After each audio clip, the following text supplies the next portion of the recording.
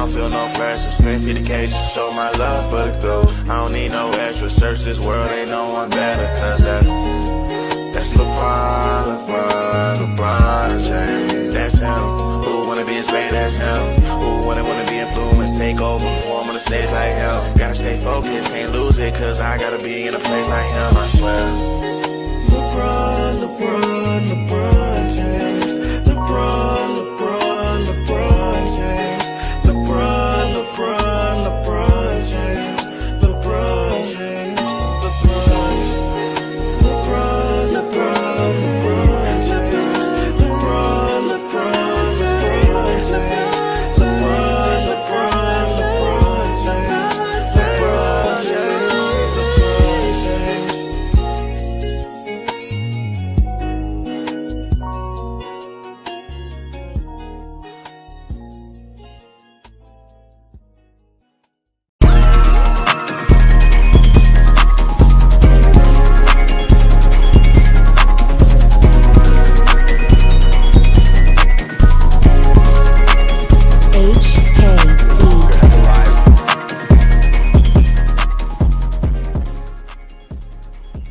First of all, Ernest, I would like to start off by giving a shout out to FYF Sports Debates Podcast. I really love that podcast. I really do.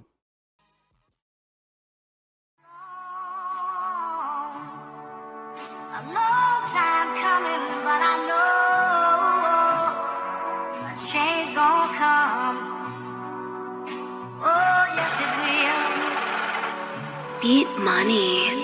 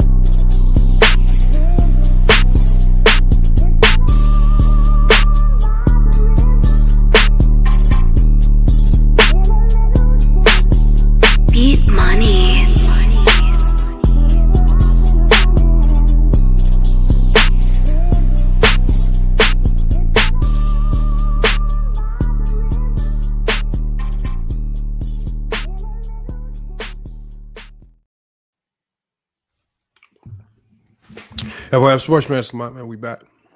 Another show for you guys, man. Hey, man, why does that? I salute everybody on Newsbreak, man. Y'all the ones that really motivated me to do this live, man. And I see you guys. Hey, make sure if you're watching on Newsbreak, we got the new. If you're watching, I know the video looks a little different because we're doing the vertical live over here on YouTube. But there is a new tips button. So just hit the tips button, so that way you don't have to come over here to YouTube. I know some of y'all were going over to FYF Clips to donate, super chat. You don't have to do that anymore. Just hit the tips button right there on Newsbreak, man. And you guys can and donate all the same amount. So I appreciate that. What do we got here? We only gonna be live for about 3 hours a day. Probably a lot less than that, man. We just gotta cook on some stuff, man. Appreciate y'all getting here early. My apologies on the notifications getting out late.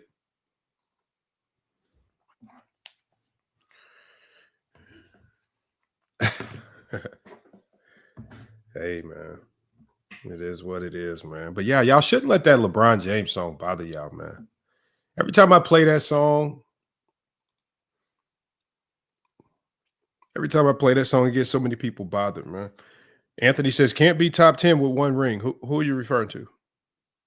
And unfortunately, Anthony, if that's your criteria, maybe you value the team accolades more than individual. I consider the winning. I consider the championships But if there was a pecking order, and I'm going to go over some of the criteria that I use, if there was a pecking order to criteria, winning's at the bottom of that criteria. You cannot judge players on winning and losing. Players don't have as much of an impact on winning and losing as you guys try to lead people to believe. A bad coach, a bad owner, an injury here or there can dictate if you win or not.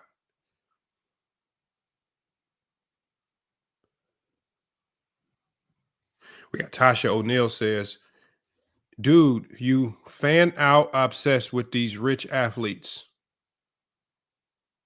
So why'd you click on a link where we're talking about rich athletes? How is a video on rich NBA athletes even in your algorithm? If we the ones that's fanned out, what are you searching on YouTube to where this video pops up into your algorithm? But we fanned out. Maybe it's because we're not pushing the narrative that you like to hear.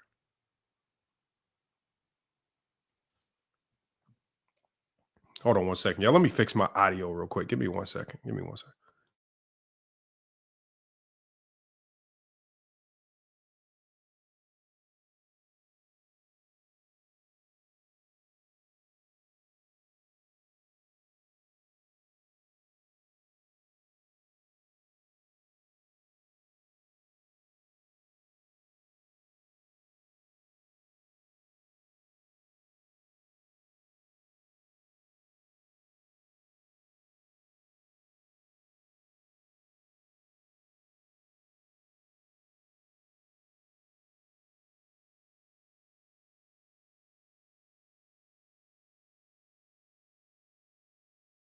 All right, we good. We back up and going. Salute to everybody. We got George the Truth Hurts in the chat. He says, talk about what the hell is going on in Memphis. Why the hell would I care is going on in Memphis, George? The coach got fired. Something shady went on behind the scenes. Everything right now is just rumor and innuendo. I don't know what the hell going on. I don't know why the hell you fire a coach that's brought your team from oblivion. What do you want me to do? Sit up here and speculate for 3 hours? I'm going to wait till the reports come out. I'm going to wait till people actually come out and tell us why he was fired. There's probably going to be some type of back end story, and then we'll discuss that. But at the end of the day, what the hell do you want me to talk about? And do I care if Ja Morant got his coach fired? No. Players been getting coaches fired since basketball started. Magic got his coach fired. Nobody cared. At the end of the day, why would I care? The player don't want the coach there. This is a players' league. Coach got to go.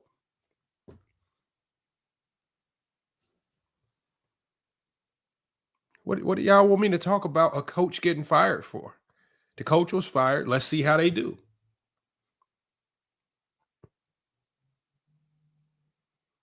I'm just waiting. The only reason I haven't talked about it, y'all, is because I'm just waiting for reports to come out as to what particularly happened. Everything right now is rumor. Do I believe Ja Morant got his coach fired? No. These firings like this are not because of players. There's no player in the NBA that can get a coach fired less than 20 games away from the playoffs, and you're sitting there 4th or 5th in the West. This is some inner workings from the inside. You want me to talk about that? Every time I talk about the inner workings of these teams, y'all get mad. And that goes hand in hand with what somebody just said. Somebody just commented, oh, he only got 1 championship. Well, with coaches getting fired, with these owners and these GMs that will do anything, you never know what the hell they're going to do. Who are we to judge these players? We can only judge them based off what they do individually. At least that's my criteria. I'm not going to knock anybody if it's your criteria to judge off championships, but I believe that if you are running around judging players based on championships, you're doing it intentionally to take away from a player that you don't like. And you're doing it intentionally to prop up somebody that you do like. Because there's only one way you run with championships.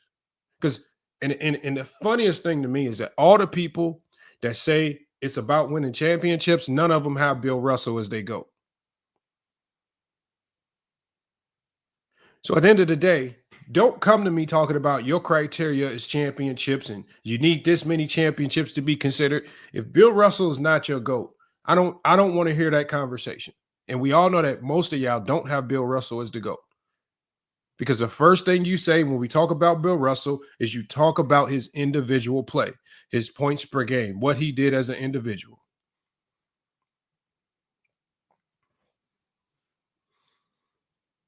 He says, Deshaun, we've seen Coach of the Year coaches get fired with winning records.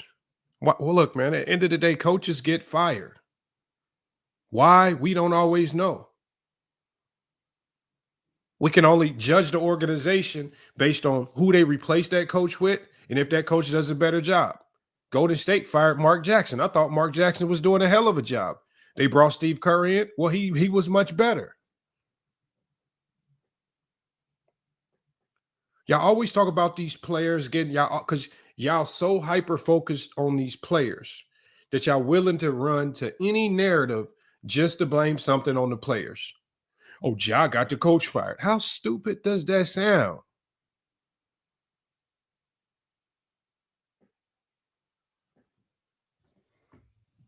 Ja didn't get no coach fired. The coach got himself fired. Come on, man. Y'all be so thirsty. Y'all never put any pressure on these GMs. Y'all never apply any pressure to these or owners. You always want to blame the player. Players don't write checks the last time I checked. They don't sign anybody's check. They don't make any direct deposits. They don't do none of that. Put the blame where it belongs. And when these teams make dumb decisions, go blame the team. Y'all just be wanting to blame players for everything. Y'all blame players for load managing. How many times over the last 2 years have we heard people say all these guys do today is load manage? You got Zion Williamson going to the media basically begging to play, basically telling the world, look, it's the team. It's not even me. CJ McCollum, Damian Lillard, all these guys is literally telling y'all with their own, look, man, we don't want to sit games. If the team tell us we got to sit, there ain't nothing we can do. But y'all still don't want to listen. So we just got too much stupidity floating around, man. Tyson says, yeah, only speculation, but that seems like a front office beef unless he did something crazy. I mean, at the end of the day, if you get fired at this time of the year, it's definitely some type of front office issue. Now, the only person I've heard make a sound, legitimate argument as to why he might have got fired, it was on Gil's Arena with Gilbert Arenas and them.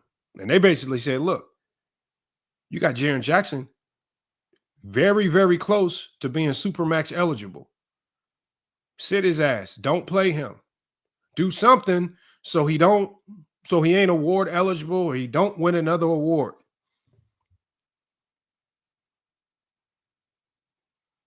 But if you keep playing him, you allow him to win an award, he's Supermax eligible. We got to pay this fool $300 million, and he ain't worth no $300 million. Those are the types of rifts and issues behind the scenes that will get a coach fired, especially with the timing that we saw. Do y'all know how many player-coach beefs there are in the NBA? Do y'all know how many coaches and players don't like each other in the NBA? Y'all think Ja Morant, coming off the incident that he had last year, has the clout within that organization to walk in and get a coach fired? Are y'all, like, where does y'all brain go with these narratives?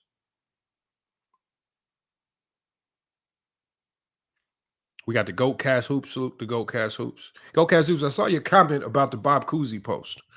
Look, and I even commented. I'll reiterate it here. Bob Cousy said what he said. Bob Cousy came out, y'all. If you haven't seen the post, Bob Cousy came out and said, man, I was only shooting 36, 37% from the field. Not from the three, from the field. He says, if I played today, I struggle to make a D3 basketball team. That's not what I said. That's what Bob Cousy said. There is no context applied. I don't need to apply context to a personal statement that somebody made about themselves. Bob Cousy said he wouldn't be able to cut it in today's game. That's because Bob Cousy played back then. He sees what the hell these guys are doing right now. I ain't going to cut it. Why do I need to run around and slice and dice what he said up, apply context just to make the argument that maybe he could play? He already came out and said he couldn't play. That was his statement. That's not a summary. That's not anything else. That's not a slice and dice. If somebody walk up to me and say, Lamont, hey, coach, I don't think I can make it on your team, man. I don't think I'm good enough. Do you think I'm going to sit around and be like, well, with context, man, no. No, you ain't cutting it 10.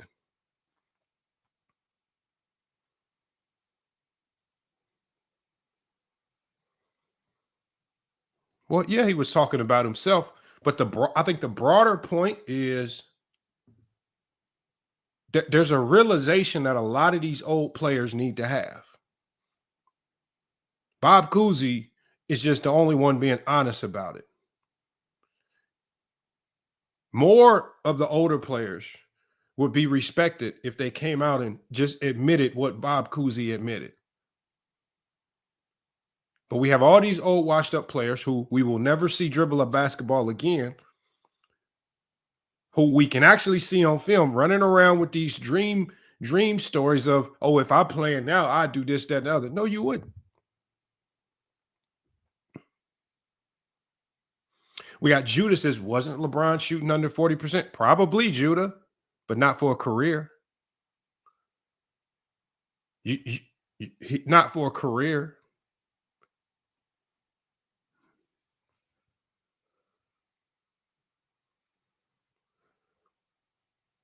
And that's the thing. Like, and when I hear all these debates, and we're going to get to the topic of the show, when I hear all these debates, when people are talking about, oh, if you move this player back then, I heard somebody say, well, if you put Giannis back in the 70s, he ain't going to be as good because he got to wear Chuck Taylors. No. Because when y'all I want y'all to understand, when these old heads make these statements about players not being able to cut it in years prior, they are basically saying, as is, with his Nike shoes and all, if you put Giannis back then, he ain't going to be able to cut it.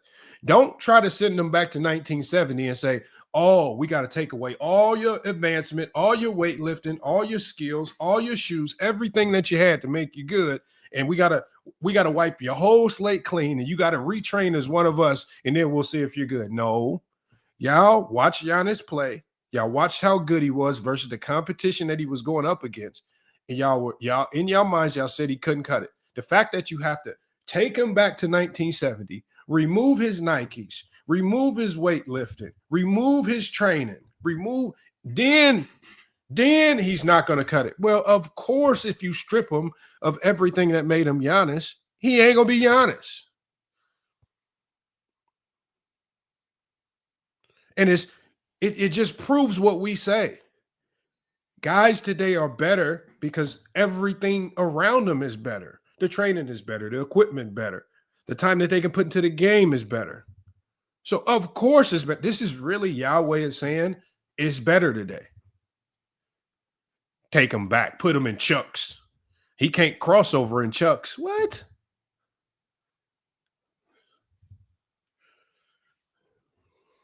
Come on, man.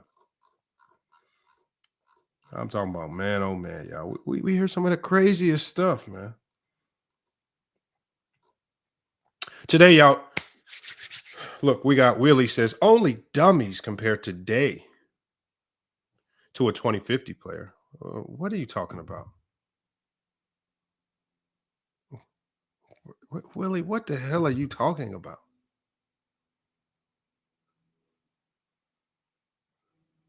Judah says a lot of dribbling will get stopped with the carrying. Judah, why do all y'all in the chat? If basketball is so easy, if they're all carrying the ball and all these manipulation of steps, if it makes you so much better, why the hell did all y'all struggle at the game of basketball? Why, if we walk into a gym, most of you guys would struggle to dribble the ball up and down the court?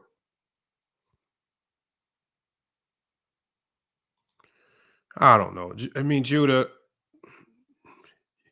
You literally said that the 1996 Sonics was the most difficult competition that Jordan faced in the 90s. Like, how can we trust you? How can you compare today to 2050? What are you talking about? What are you talking about 2050? What the hell are you talking about, Willie? We got Jason in the chat. He says, if Larry Bird performed how he did in 1981 finals, he would get slaughtered today. For some reason, fans in the past didn't care about how stars performed. No, and Jason, that's a good point. But this is what happened, Jason. In the past, fans understood that players were actually humans. And sometimes you will have a bad game. All fans asked in past eras, all fans asked the players was just show up more often than not. If you have a bad game, okay, we might get on you. We might be on your neck for 24 hours, but we're gonna move past it. We're gonna keep this ship going. We're not gonna stay negative. We're not gonna stay toxic. We're not gonna hold it against your legacy. We're just gonna keep this thing moving, and we're gonna just dwell in the positive. This is why Tragic Johnson was only Tragic Johnson for a short period of time. And now when we talk about Tragic Johnson, a lot of people have to go Google what the Tragic Johnson moment was. They have to go Google it to find it. Salute to Moose Talks Hoops, man. So appreciate you pulling up, man. I'm going to be dropping a link on this one too, man. I want all y'all to cook. Moose Talks Hoops been dropping some gems over there too, y'all. Make sure y'all go check out his channel, Moose Talks Hoops, man. His channel is in the chat, man. Y'all just type his channel name in. And the reason why I tell y'all to not just click his name and go to his channel, type it in, search it, and then click on this channel. See, when you type it into YouTube and you search it, you boosting this engagement, man. So help, you see these content creators, man, just do the small things, help give them a slight boost. Same with Goat Cast Hoops, man. He's been doing some hella fire videos on NBA history, man. High quality content over there, both of them, man. We got Judah says, and see, do y'all see what I mean? Judah's proving my point exactly. He says Luka carried the shit out of them all yesterday. Out of the ball yesterday. No, Luka didn't carry nothing out of the ball yesterday. I just think that people who complain about the ball handling today, y'all just can't play. Y'all can't hoop. Are you going to tell me, Judah, is that if we get on a basketball court and we go at it head to head, the reason why you'll be trash is because you can't carry the ball like Luka?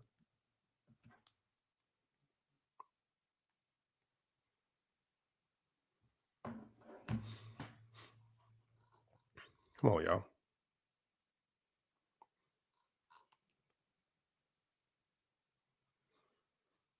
No, GD can't. He can't. Oh, look, y'all. And look, our championship rings just came in. I put it on the community post, man. I'm going to share it with y'all, man. Our championship rings came in from last year, man. Salute to Grand Canyon University, man, blessing us with a championship ring. That's the first of hopefully many that I can attain, man. All right, we got our nationals next week, so we're looking to go back-to-back this year, man. We're looking to go back-to-back, man. No, and definitely, look, I would love to say that those are real diamonds, but obviously those are more than likely. I believe that they're moissanite, but why would I complain, man? A ring is a ring. It's about what it memorializes, what it stands for, man. You got to encapsulate that into a ring, man. I got to make sure I buy a special case for it too, man. Got to buy a special case for it. Make sure as we get started with this show, man, we got to cook up on this topic. Make sure y'all hit the Cash App and to support, man. $Brook 88B. We got Judah says, Lamont swears he knows it all when it comes to basketball. No, I don't. I just know I know more basketball than you. That's it. I don't know about anybody else. I just know I know more basketball than you, Judah. Right? And the one thing I appreciate the most are the people that actually will click the link and pull up and have the conversations. The people that annoy me most are the people that just type a bunch of stuff in the chat. Avoid having to justify the things that they say in the comments. Now, GCU is a D1 school. I don't coach the D1 team. We got 2 levels of teams here at Grand Canyon University. We got our D1 team, and then we got our club team. So I consider our club team, it's what you would kind of compare it to being a D2 school. Because we play D2 teams, D3 teams, community JUCO teams, and we have our own conference. So next week we're going to be playing in our we're going to be playing for our national championship, comprised of the top 24 teams in the country. It should be a good one. Should be a good one, y'all. We got plays by CJ. Since some people think this hooping shit easy, FYF, we need to look, man. They think it's easy, but I mean, nobody's ever gonna pull up. Nobody's ever gonna. Like, there's plenty of people. Like, I even told the locker room. Locker room has been out here to Arizona about 5-10 times, and all I got is opportunity over at GCU. I got a facility with 10 courts. If y'all look up our facility, it's called the Canyon Activity Center, where we practice. 10 courts. You walk in, all you see is basketball court on top of basketball court. Now we can test it. Now all of this stuff you say about Austin Reeves, let's see if you can do what Austin Reeves. Let's see if you can defend better than Austin Reeves. Let's do that. You want to get on Austin Reeves' defense, Luka defense? Let's see if you can be better. If you're talking about people giving effort and energy on defense, let's see if your effort and energy translates in a 1v1. Yes, all of our games are streamed on something called Baller TV, Jonathan Boy. Unfortunately, for Baller TV, you gotta have a subscription. But if you do want to watch our games, all of our games are live. Now, when we go to nationals, those games are going to be streamed for free on YouTube, on Nurse's website, and I can put when we get closer to that time frame, I'll put that all in there, man. I'll make sure you guys know in the community chat. But let's get to this right here. Look, we got to talk about it.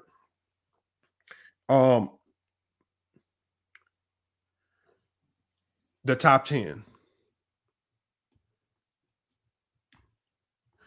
For the most part, and the one thing that's bothered me about the top 10, and this is with younger and older people, so it's not even just contingent on 90s fans or 80s fans or anything like that, because I've seen this across the board. I've seen this problem across the board, and I think people fear. I think people fear change. So, we got Tyson Thomas. He says he'll dunk on me. All right. I don't think you can dunk. Maybe you can dunk. I don't know. It's very hard. It's very difficult to dunk on somebody. But I mean, if you think you can beat me, I mean, and the one thing with me, Tyson, is this: I give you one shot. We're playing one game, 1-on-1. There are no get backs. There are no rematches. I'm gonna beat you 1-on-1, and then I'm gonna let you hold the L until I feel ready to play again. So I'm gonna beat you. You're not gonna get, even though could easily beat you twice or 3 times. I'm just gonna beat you once, and I'm gonna let you hold the L. He said, "I'm only Dunkin' Donuts." Now I know a lot of people that can hoop over 40.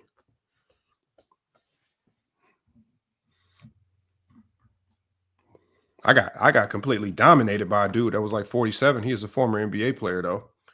But man, boys can still hoop. But look, we got to talk about these. The problem with this all-time top rankings, y'all, is that a lot of people have completely created a top 10 list and then they put a lock on it. They create a top 10 list, and as they get older and they move farther and farther away from their originating era of basketball, that lock just gets tighter. And so what's happening now is we're coming up on a very unique time in basketball because guys like Steph Curry, Kevin Durant, Giannis, Jokic, all these guys over the next 10 to 15 years, if not sooner,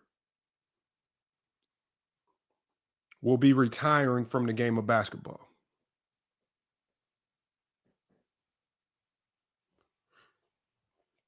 Oh, let me give a shout out. We got Cade, Kari, salute. Lethal Weapon 80, salute. Foxy Brown, one of the mods of the channel, salute. Appreciate you pulling up to the channel. But as these guys retire, the one thing that I'm starting to notice, and we got SB in here, he says, only player on the left side of the thumbnail who should be that top 10 is Curry. But Giannis and Jokic will be top 10 soon. But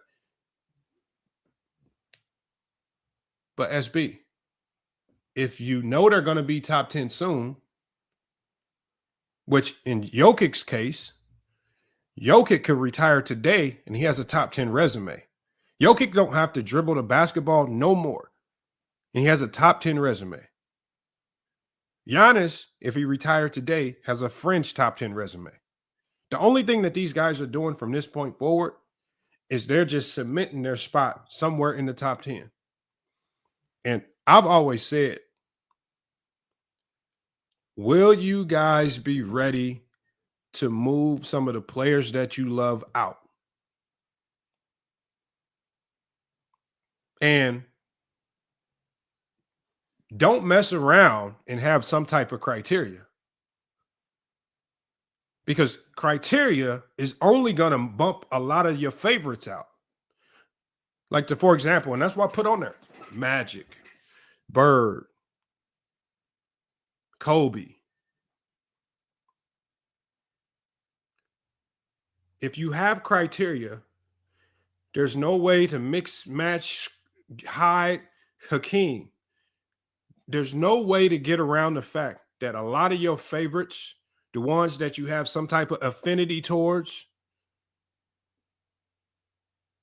they got to go. Now, maybe you can play with it more loosely if you don't have a real criteria. And it's just, if for you, it's just all emotional. And we see, and as we've seen, we see a ton of people with a whole bunch of emotional top 10s. But if you have any level of criteria where we know, for example, we know that Jordan fans have a criteria. Their criteria is championships that they don't even hold to. But at the end of the criteria is what's going to hurt you the most.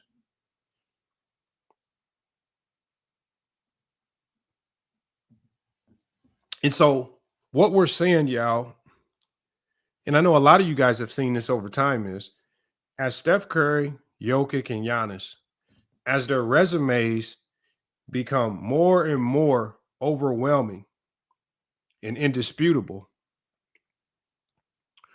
what the haters are now doing is the haters are now on a parade, some type of campaign to try to convince the world that this entire era of basketball is just all bad basketball.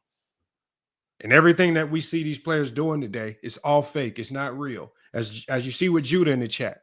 Oh, what they're doing today is so impressive that you got people in the chat like Judah talk about, yeah, they got to be carrying. No, maybe he's just nice. They got to be traveling and taking extra steps. No, they just read the rule book and they know how to manipulate the rules. At the end, in the NBA level, throughout NBA history, the rules have been always 2.5 steps, a gathering 2 steps. It's always been like that. The fact that guys like James Harden, they know how to manipulate that rule because they go to refs over the summer. What is 2.5 steps? How can I utilize these steps for max advantage? And then they go actually do it in the game and the refs can't call anything. That's just guys studying the game, studying the rule books, getting in the lab every summer, trying to figure out how to get better. Why did we not see people towing the line in these other eras of basketball? They didn't care as much. They weren't invested as much. As you guys admit, 60s and 70s. They were working other jobs. They were plumbers. They were mailmen. They were milkmen. Negative thought says Magnus or Magic. All right. And negative thoughts. You know what? I'm willing to accept the idea of Magnus in the rim if you are able to come on the FYF Sports. I want you to put a magnet inside of basketball. I want you to then connect the opposite magnet to some weird remote that you can turn on and off. And I want you to show me how it works.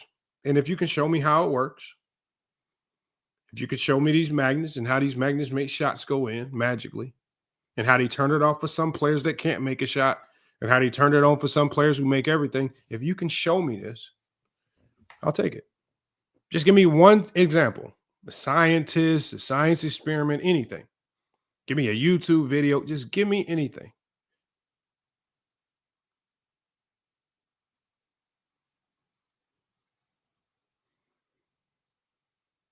I mean, I know this is a narrative that Carcino for Life is pushing.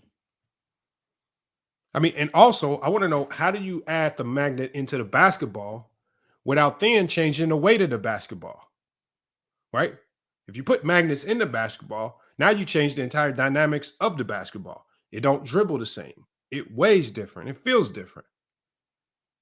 When it hits the rim, how do you make sure that the magnet inside of the basketball don't clink against the rim and we hear that metal on metal sound? Clink. Who is the person running the magnet operator? Who's the magnet operator in the back? And what if he gets it wrong? And what if we come to find out that there was a magnet operator who was intentionally making some of LeBron James's shots go out because they were Jordan fans? What if we find that out?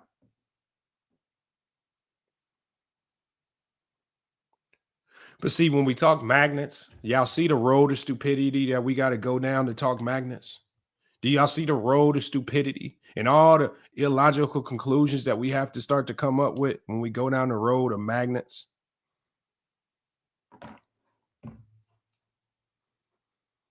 Thank you, Mr. Ballarise. Anyone who thinks the NBA has magnets has never picked up a basketball in their life. And then if you played seriously to any level, the one thing basketball players are sensitive to are changes in the basketball. If I get a Wilson, if it don't feel like it Wilson evolution, I mean, if you just change a brand in basketball, it bothers shooters. When you go from Spalding to Wilson, you're going to have a group of hoopers that love Spalding, hate Wilson, or love Wilson, hate Spalding. And then there's a whole bunch of other brands like Nike. They make a trash basketball. Any change in the basketball players are sensitive to it. But I guess they wouldn't recognize magnets in the basketball, right? So we got to talk about it. Traditional top 10 list, y'all. We got traditional all-time NBA top 10 lists. Often skewed towards the legends of the. And if y'all notice this, most people's top 10 list is skews toward the 1980s and the 1990s. Jordan, Magic, Bird, Kareem. A lot of people have Bill Russell, which they're 60s, 70s. Wilt, 60s, 70s. Shaq, 90s, 2000s. Duncan, 90s, 2000s. Kobe, 90s, 2000s. Hakeem, etc. And so while those players are inner circle greats, most lists rarely have been updated to reflect the emergence of the stars today. And this is what we're going to be talking about today. Most of y'all lists only reflect what y'all grew up watching.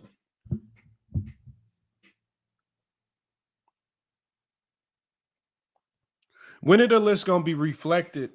When are the lists going to be updated to reflect the emergence of a guy like Steph Curry, Nikola Jokic, or Giannis Antetokounmpo? And I believe that you guys don't want to elevate Steph Curry, Jokic, and Giannis Antetokounmpo. I personally believe y'all don't want to elevate those guys, because if you have to elevate these guys, and not only are they considered top 10, and not only you would then be able to say the guy that y'all hate the most in LeBron James not only played against all these guys, but also beat them in significant moments. He went toe-to-toe in one of the most difficult eras of all time. It's a realization. I think there's a lot more. I think the reasons are bigger than those individual players themselves because their resumes speak for themselves. But when we use criteria, and so for me, I'm going to talk about my criteria. Using the criteria, this is what I like to use. Using criteria of individual accolades, which for me, individual accolades is one of the strongest elements. Era dominance. I've talked to y'all about being able to dominate your era. And when I say era dominance, you can be dominant in a multitude of ways. You can be dominant as an individual player statistically. You can be dominant being part of a dynastic team. There's a multitude of ways to be dominant. That one's a little bit more open and subjective, but dominance is more broad. And what I like to do is I like to look at what made you great, what made you special to all of us, what part of your game impacted this 10 to 15 year gap, and we'll give you credit for that. I'm not going to be like one of those Jordan fans that say, oh, if you didn't score 30 points a game, you're not a good player. This is how you end up discrediting guys like Scottie Pippen, who was dominant on the defensive end because you're so hyper-focused on scoring, you only give guys who score the ball credit, but the guys who defend, none. Look at what each player was great at. Look at what they were dominant at, and then give them credit for being dominant. How did that dominance impact an entire era or decade of basketball? Next, we got winning impact. And when I say winning impact, it's winning beyond just the rings, right? Next, we got game-changing innovation and overall two-way greatness. And with all of this, a compelling case can be made that the three stars that I've mentioned, Steph Curry, Giannis Antetokounmpo, and Nikola Jokic, right?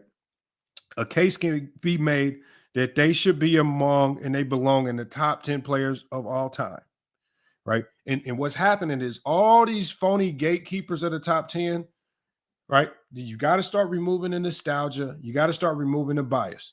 Tyson says Bird and Curry is very close. It's not very, to me, it's no longer very close. Now, what helps Bird out is the 3 MVPs in a row. That's some hellified dominance. But we're going to get into some breakdowns where I'm going to kind of show you why I feel that these guys have ultimately done enough, as is today, to crack the top 10. And the beauty of it all is that all three of these guys are still playing and still playing at an extremely high level, adding a lot to the picture that they've already painted. Now, before we dive into each player's case, I want you guys to consider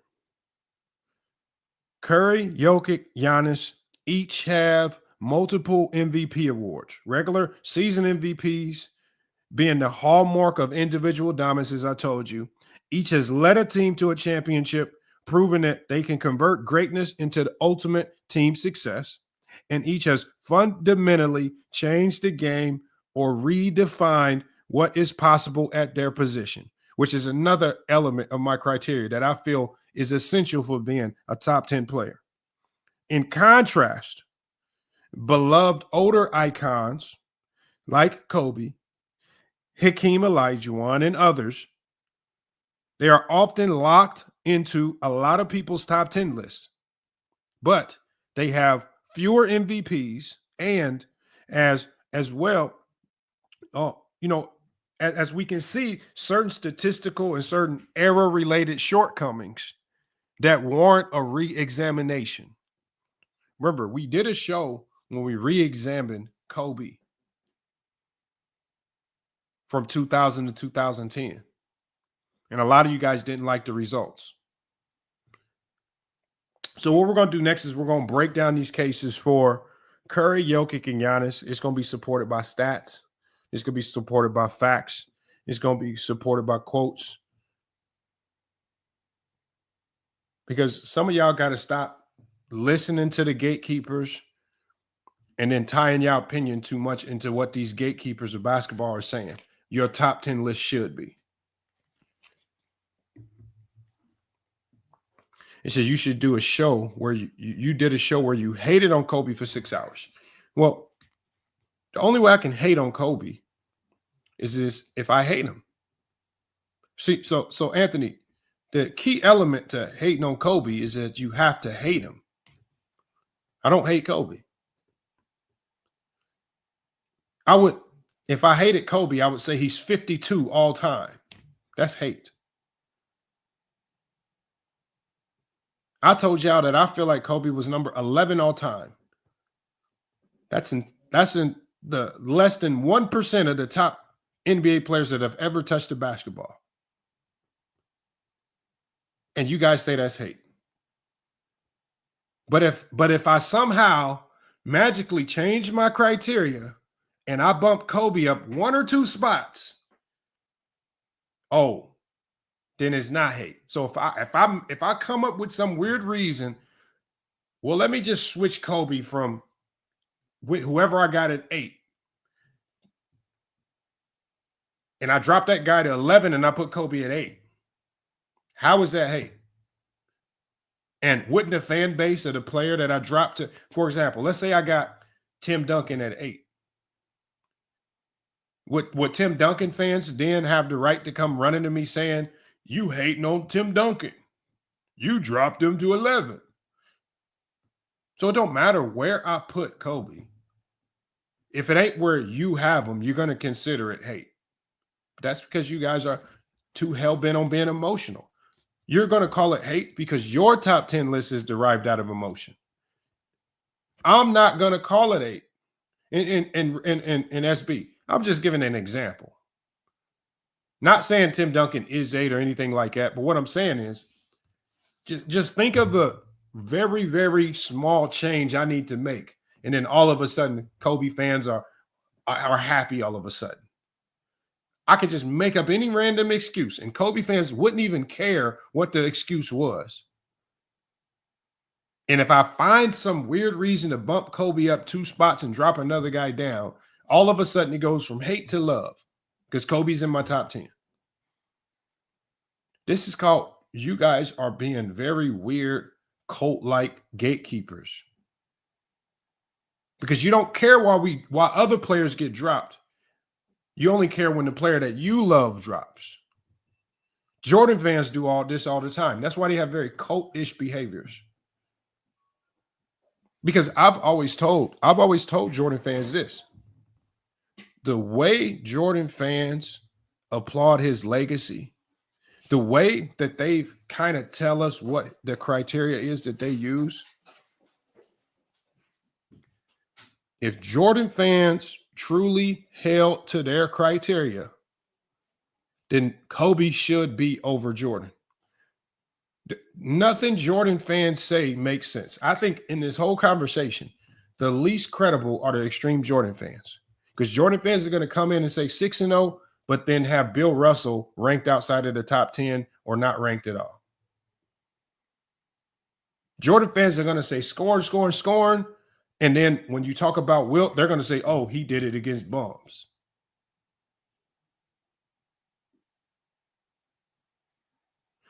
Very, very, their criteria moves based on who you're talking about. If we're talking about LeBron, okay, 6-0 is the criteria. If we're talking about Bill Russell, okay, nah, it's not championships, it's skill. He wasn't as skilled. If we're talking about Wilt, well, yeah, he scored a lot of points, but Jordan, he got the most points per game. He got 10 scoring titles. The goalposts, Jordan fans will move the goalposts based on what player they're debating.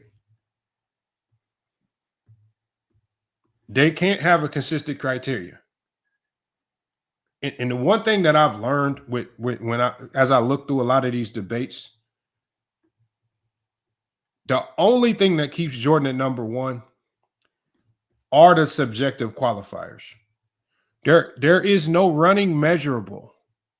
There's no individual record. There's no accolade. There's nothing measurable that keeps Jordan at number 1. He don't have the most MVPs. That's Kareem. He don't have the most finals appearances. He don't have the most championships if you want to go to championships. He didn't score the most points all time. He's not the league's leading rebounder. He's not the best passer ever. There's no measurable that puts Jordan at number one. The only thing that keeps Jordan at number one are the subjective qualifiers, people's opinion on what it looked like, the optics.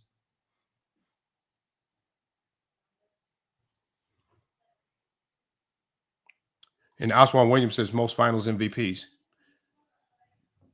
I've never looked at a finals MVP, and I don't know why you guys look at finals MVPs as if they are very valuable awards. You could literally compare a finals MVP to a player of the month award.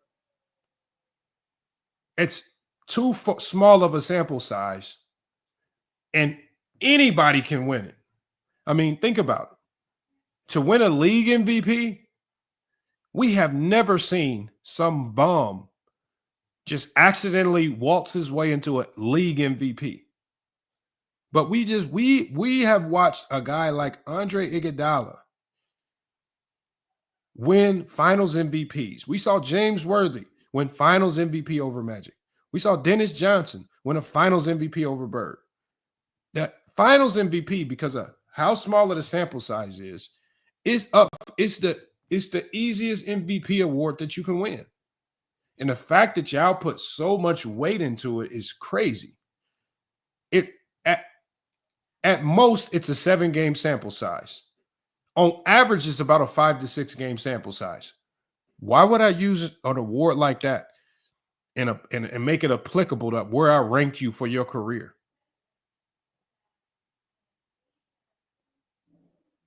Because, again, none of y'all give Andre Iguodala any extra brownie points for winning the finals MVP. Y'all don't give James Worthy any extra brownie points for winning the MVP. Y'all only try to use the only people y'all try to give extra credit to with the MVPs or with the finals MVPs are the players that you like. Yeah, Cornbread Maxwell over Bird, my bad. So at the end of the day, why am I going to run around? SB, you got to listen to what I'm saying. I'm not saying finals MVP doesn't matter.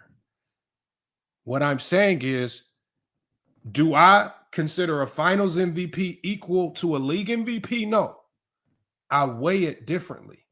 If you have 5 league MVPs and you have another guy that has 5 finals MVPs, I'm going to give more credit to the guy with 5 league MVPs before I give credit to the guy with 5 finals MVPs. Much more difficult journey to be a league MVP.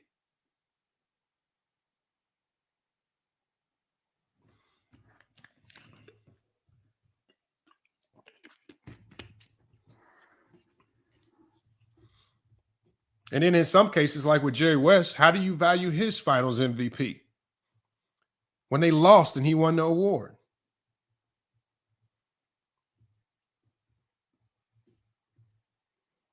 I mean, I know it hasn't happened since, and it's a bad look for the league. I think the only reason the league stopped doing it is just a very odd look.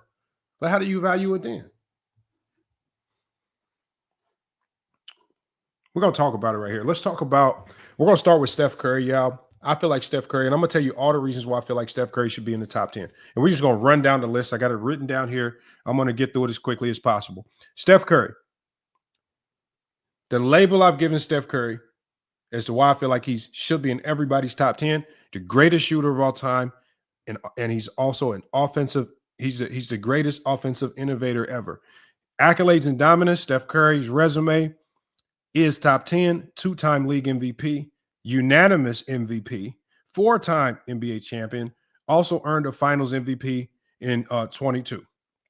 9-time All-NBA with multiple first-team selections, led the league in scoring twice.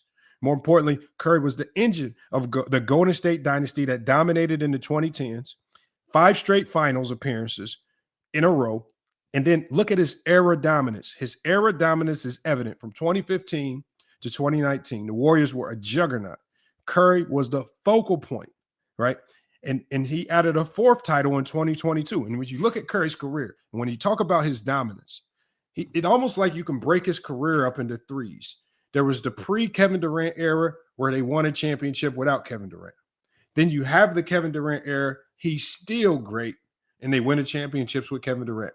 And then you have the post-Kevin Durant era where things are different. Rosters a little different. Nobody thought they would ever win one again, and they win another one again with a completely different team. Now they've reshaped who the Warriors are again. And Steph Curry, now with Jimmy Butler and Draymond Green, albeit very unlikely, which I don't want to doubt put anything past the Warriors at this stage, they have now rewired and reworked that team. And now we have a fourth version of the Warriors where Steph Curry has another chance to make a run and get to another NBA final. The Warriors were a juggernaut with Curry as the focal point. Few players in history have a stretch as impactful as Steph Curry, and he did it all while revolutionizing the game of basketball. When we talk about his game-changing impact, Steph Curry changed the game.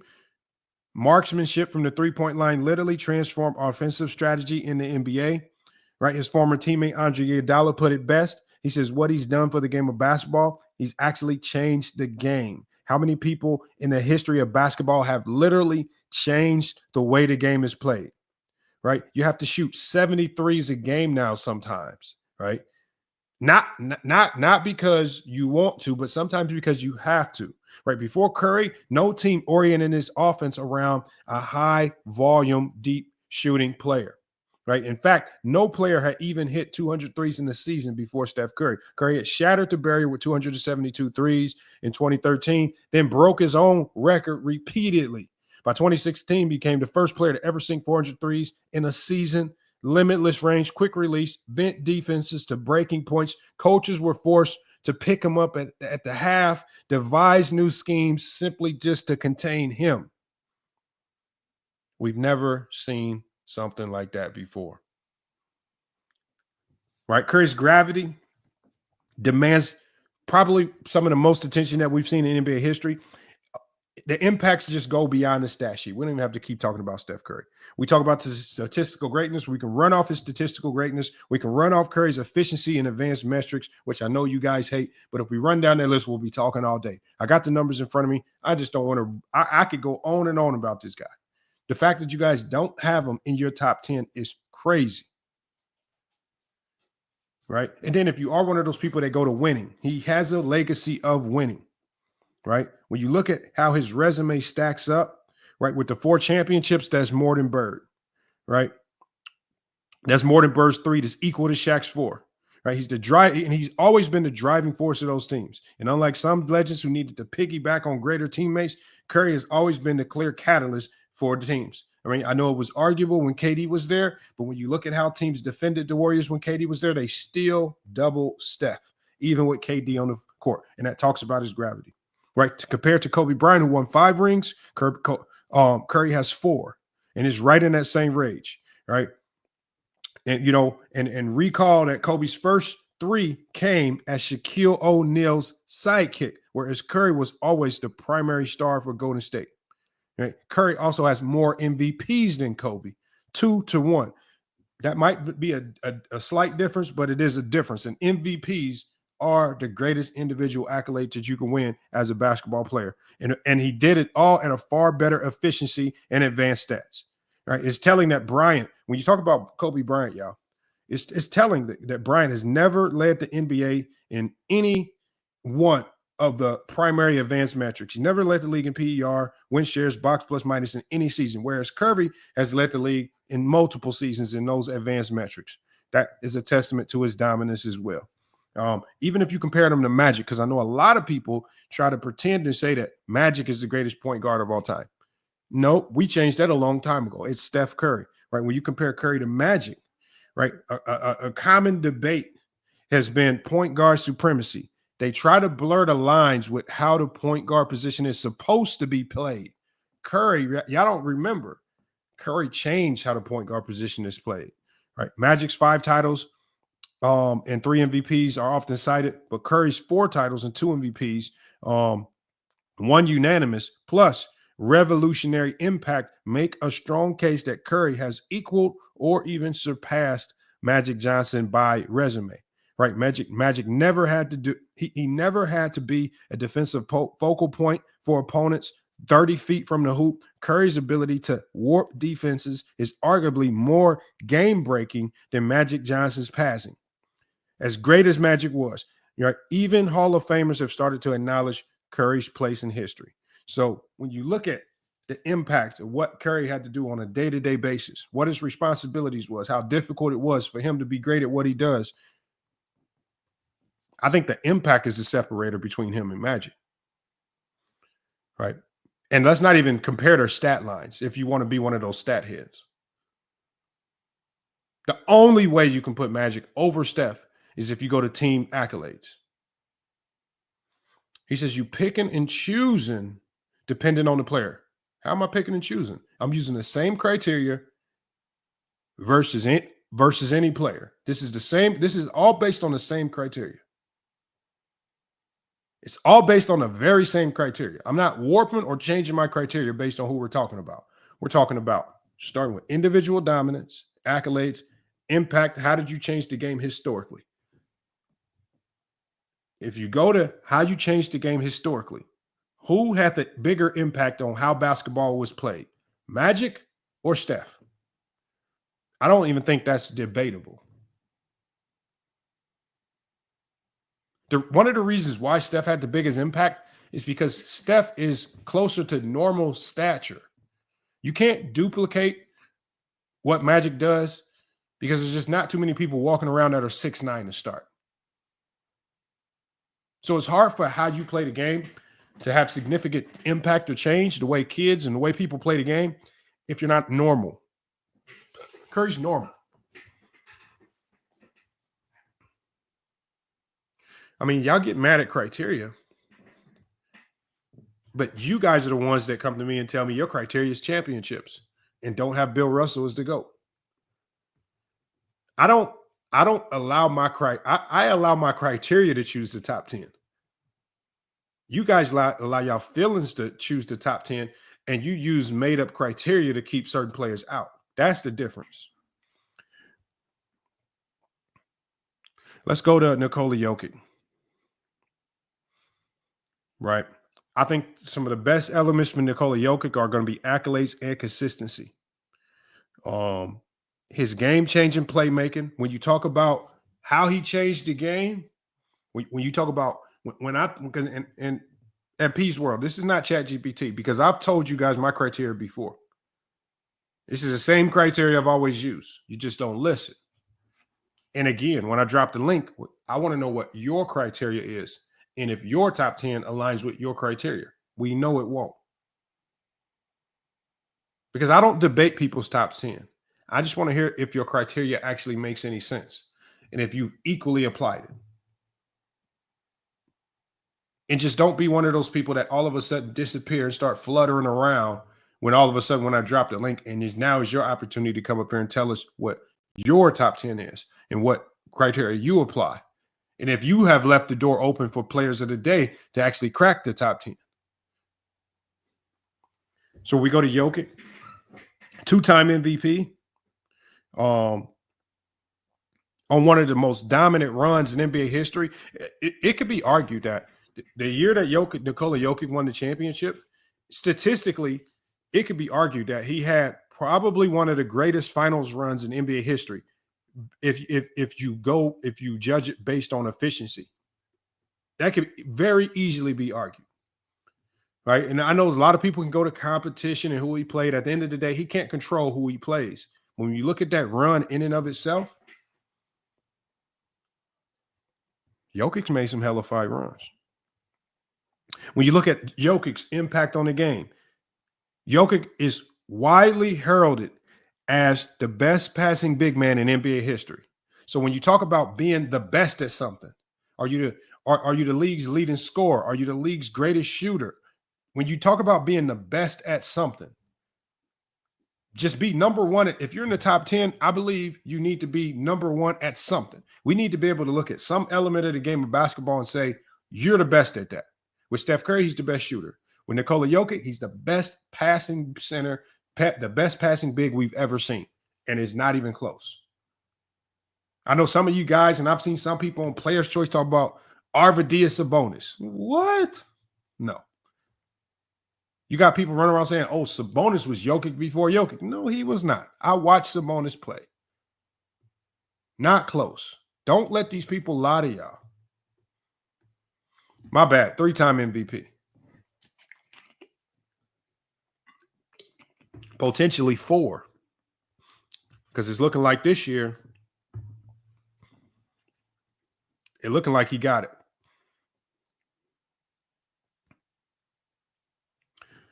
So we talk about Jokic in a nutshell. His offensive mastery. We all know his stats. We all know his triple doubles. And when I drop the link and you guys want to come up here, if you really want to dive into the stats, we can dive into the stats. I have them all right here. Jokic today, if he retires, if this is his last year playing NBA basketball, he has had a top 10 career. The beauty of Jokic is not only has he had a top 10 career based on individual accolades, team accolades, and impact on the game, he's still playing at a high level, adding to this legendary run. And the only thing that a lot of these critics who have gatekeep their top 10, the only thing that they can say to keep him out is that they don't play no defense today. They try to pretend as if everything that he's doing is just by defenses are so bad, you can literally just get an assist by blinking your eye. No, Iron Man, I'm saying that Jokic right now is top 10. Just why wait? If he's already formulated a top 10 resume, just put him in the top 10. You need to start figuring out who you're booting out. Somebody got to go. The Kobe's, the Hakeem's, Magic's, the Birds. Somebody has to go.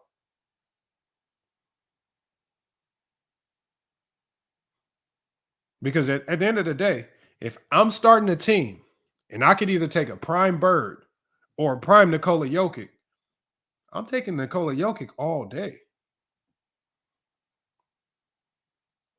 Prime Magic or prime Nikola Jokic, I'm taking Jokic.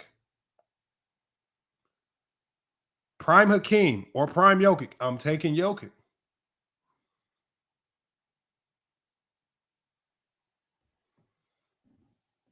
Like these, and y'all can argue and fight and pretend, but his resume is his resume. The only thing you can do now is try to explain away at the fact that as to how he was able to accumulate this resume. Because that's all people are doing right now. They're just making up stories and narratives, crying about how they were able to accumulate these resumes. When Russell Westbrook averaged a triple-double, what did they tell us? They didn't tell us it was great. They told us he was stat padded. Oh, his teammates was giving him rebounds. Oh, the league is weak. The last time I checked, when Oscar Robertson did it, it was one of the greatest statistical feats ever. All of a sudden, some player today does it. Oh, that's easy. You just stat padding.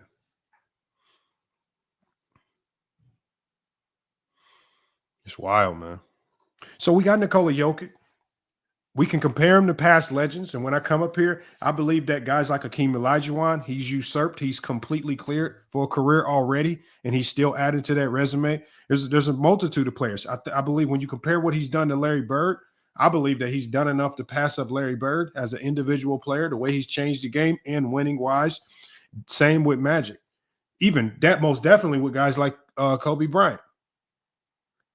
But when are fans going to leave the fandom behind, actually use their brains and take the emotion out of it? Are they going to have the balls when it comes time to kick the Kobe's out, kick the Hakeem's out, kick the Bird and Magic's out?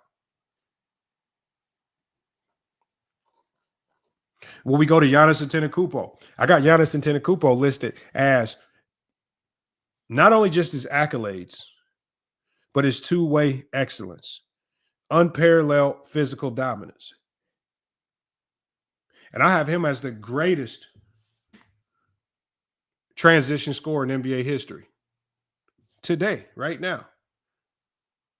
He's going to go down as, he can go down arguably as the greatest two-way player in NBA history.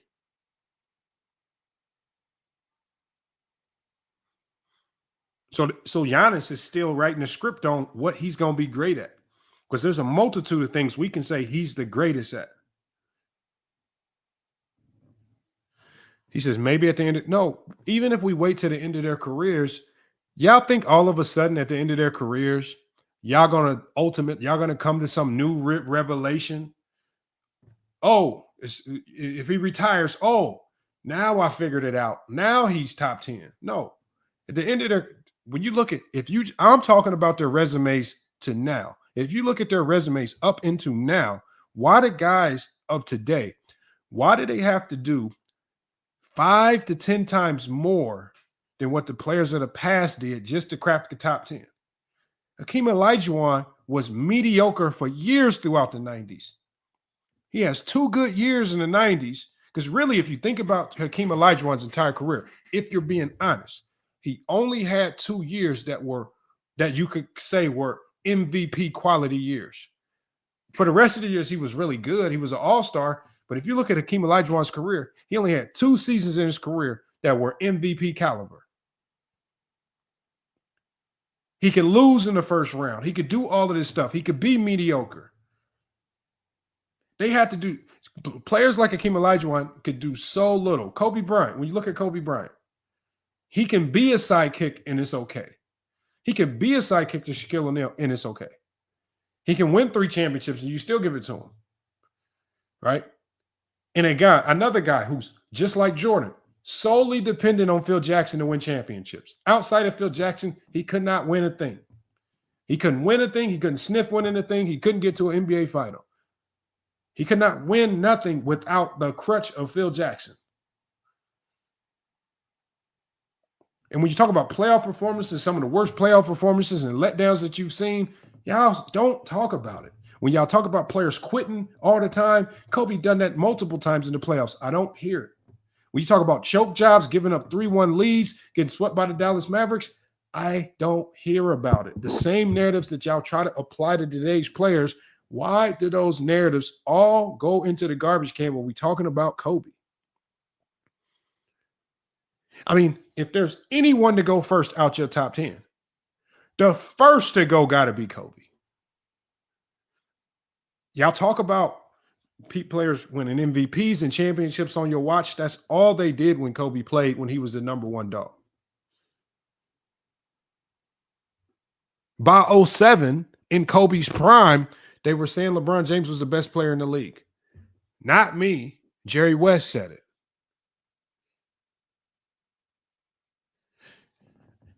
And I'm not saying this to say that Kobe's a bad player. What I'm doing is I'm taking the typical things that you guys like to apply to players of today.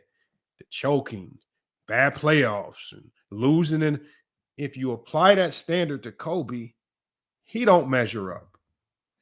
Missing clutch shots. If you apply the missing clutch shots to Kobe, he's missed the most clutch shots.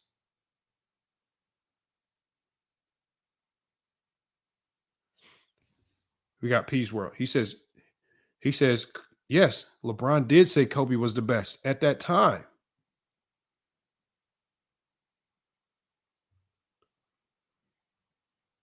But you know who said Kobe wasn't the best? The people who were voting on and handing out the league MVP. He wasn't the best. Even the year that Kobe won his only MVP, it's arguable that he shouldn't even have won it that year, because he wasn't better than a couple guys that year. He only won it that year because they gave it to the best player on the best team, similar to how Steve Nash won it. And you guys rightfully say Steve Nash didn't deserve those MVPs. In 08-09, if LeBron said that, fine. But at the end of the day, Peace World, when I go look at Kobe's resume, I don't see anywhere on, when I go to Basketball Reference, when I go to NBA.com, you know what I don't see? It's not an accolade for LeBron James said he was the best player in 2009. Is that an accolade now?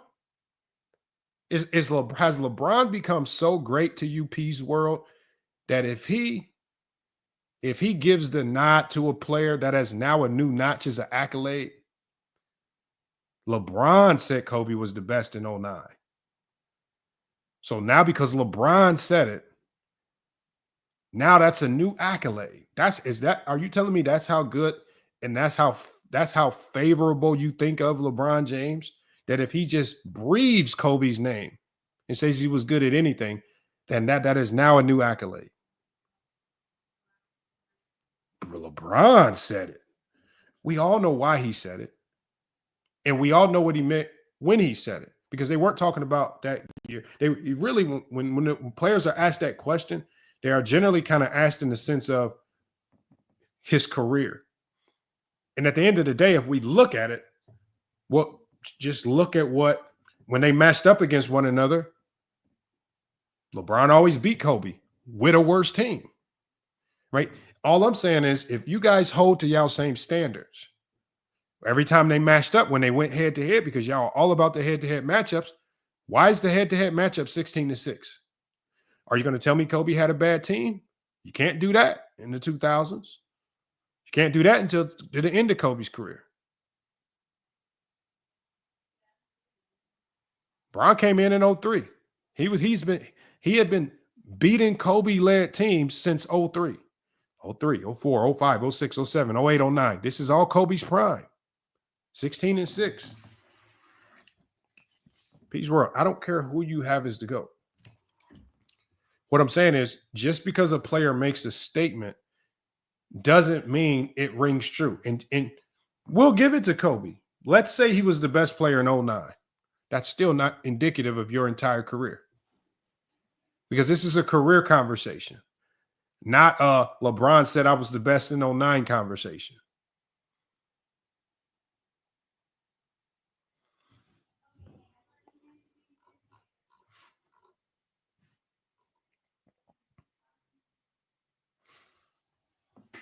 It's crazy. We got to re-rank these, man. We got to re-rank our top 10s.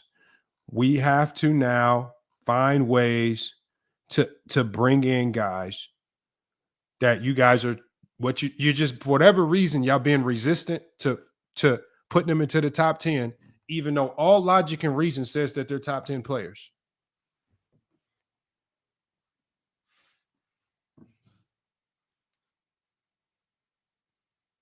No, what I brought up was I brought up the most unbiased person, because if there was anybody in the world that would have a reason to say that Kobe Bryant was the best player in the game, it would be Jerry West, the guy that made him a Laker, the guy that traded for him, the guy that saw his talent before anybody saw his talent.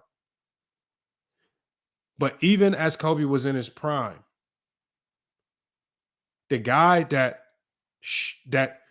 opened the world to showing the world who Kobe Bryant was, the guy who believed him and traded for him, the guy who watched him win 3 championships with the Lakers, he still saw LeBron James and said, that's the best player in the world. So what we're looking for is I'm looking at non-bias. I'm not going to take a reporter asking a question about Kobe's career or legacy and obviously fandom. I need non-biased participants in this. I need not unbiased answers.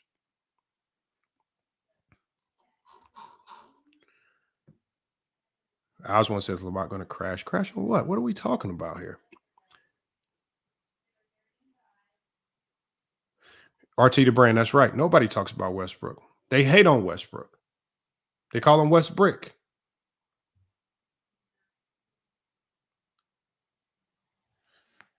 It's wild. What game got delayed, y'all? What game y'all talking about?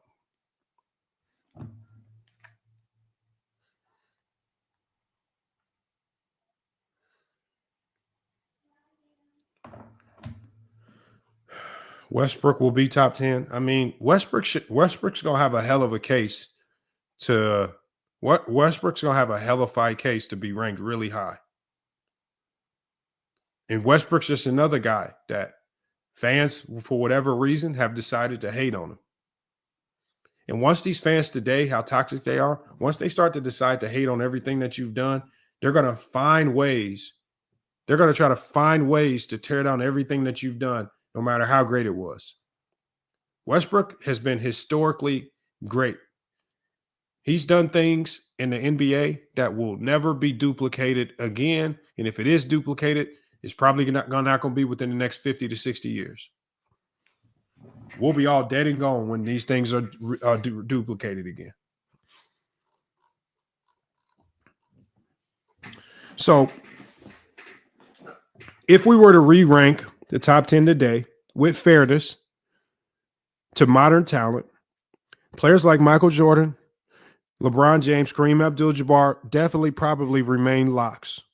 But Steph Curry belongs right alongside them as the greatest shooter, 4-time champion. Giannis Antetokounmpo, with his MVPs, two-way dominance, has a case to bump out a lower-ranked older star such as Bird or Kobe, given his unique hardware trifecta, peak impact. Nikola Jokic as well.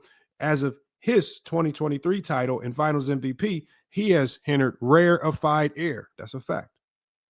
His blended statistics, eye test dominance puts him above most centers not named Kareem or Shaq. And it may be time to say that the back end of the top 10 should include these three players. Ultimately, y'all, re-ranking all-time greats should not be about loyalty to an era, but about measuring players against the criteria of greatness. Goat Cast Hoops. If your criteria calls for Wilt being bumped out, then you have to bump them out. But don't leave them in if your criteria cites otherwise. So by those measures, y'all, individual brilliance, when we talk about criteria, sustained era, defining impact, winning at the highest level and changing the game. Steph Curry, Nikola Jokic, Giannis Antetokounmpo have elevated themselves into the top tier of NBA history. It's only fitting that our list and discussions catch up to that reality. We got to stop hating. We got to give these modern legends their due alongside the Jordans, the Magics, the Birds of the world. The top 10 needs to evolve. Everybody's top 10 needs to start evolving. And these three have proven that they belong in elite company, not in the future, like somebody in the chat was saying. Wait till they retire. That's an excuse. But right now, we need to elevate those guys right now.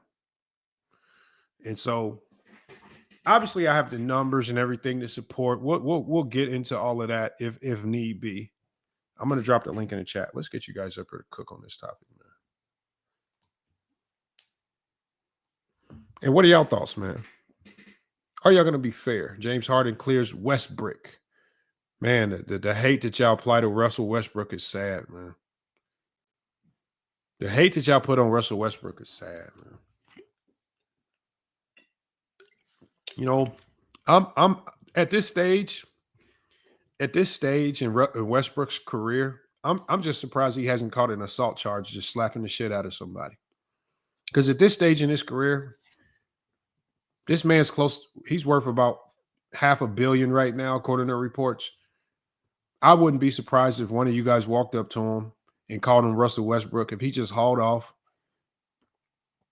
and just slapped you across the face or something. Just take the lawsuit.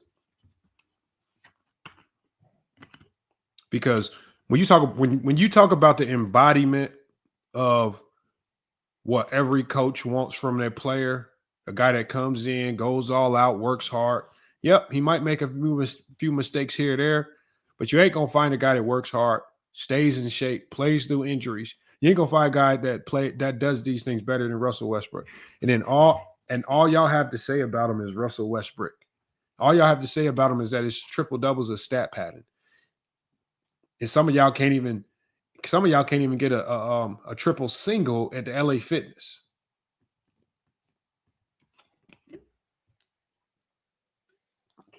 And this is not a greatest point guard conversation. Russell Westbrook is already a top 5 point guard all time.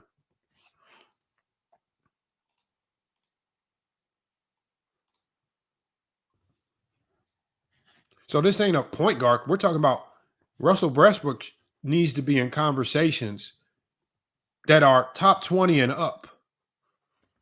And that's the 20 is the floor for Russell Westbrook. 20 should be the floor for Westbrook.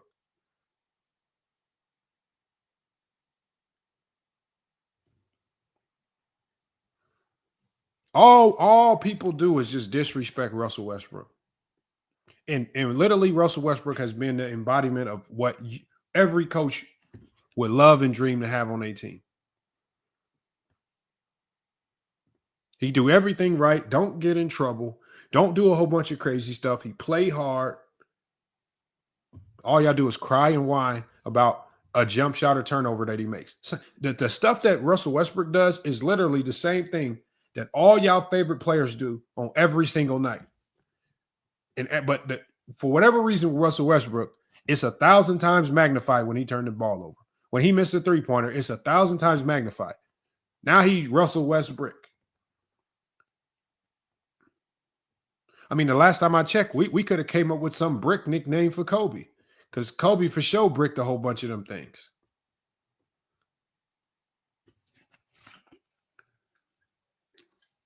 But y'all see how y'all pick and choose with y'all favorite players?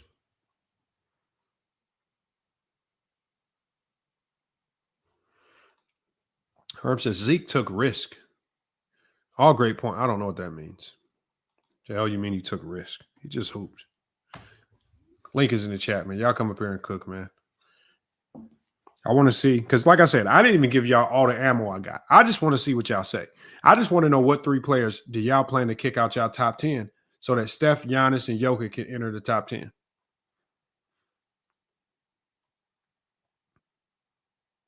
That's what I want to know.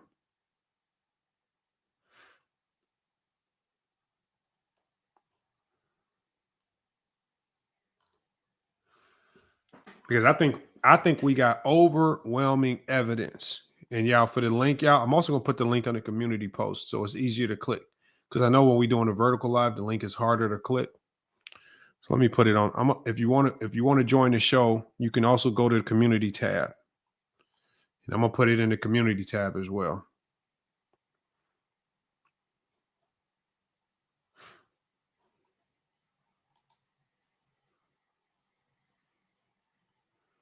He said Lamont picks on Kobe. How do I pick on Kobe? What do I say about Kobe's career that's just not true?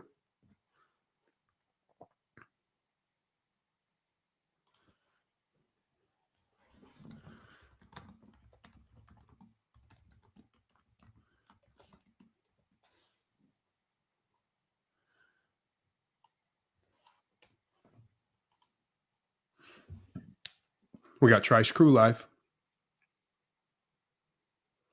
Trice Crew Life says Jordan, Kobe. Well, Kobe number 2 is wild. Bird number 3 is even wilder. Magic number 4 is crazy. And to have Magic over Kareem is even crazier. Duncan, Hakeem, Wilt, Dr. J. I don't mind the twist of throwing Dr. J at the tail end. And then you got Nikola Jokic at 10. I mean, at the end of the day, that's your list. I would really love to know what your criteria was on how you put that one together. Because that is going to be some crazy criteria. Magic over Kareem. I don't know how you miswarp your criteria to put Magic over Kareem is wild. Kareem has the longevity. Kareem has the MVPs. Kareem has the championships. Kareem literally has everything. The individual stats, literally everything that you can think of. Defensively, offensively. I don't know how you put Magic over Kareem. Like, that's going to be some wild criteria right there.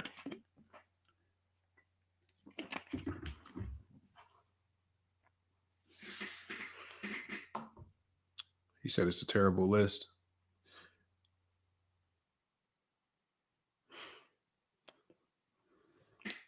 Yeah, no. Most people's criteria is not what you value the most in order. Most people's criteria is just their favorite player at 1, and the rest is just a whole bunch of BS. What most people do is they figure out where they want to put their favorite player in the top 10, and then they just start throwing names around. Well, we all know Jordan's number 1. Let's put him 1. What you can see by this list is you can tell by that list that we just saw that Kobe's his favorite player.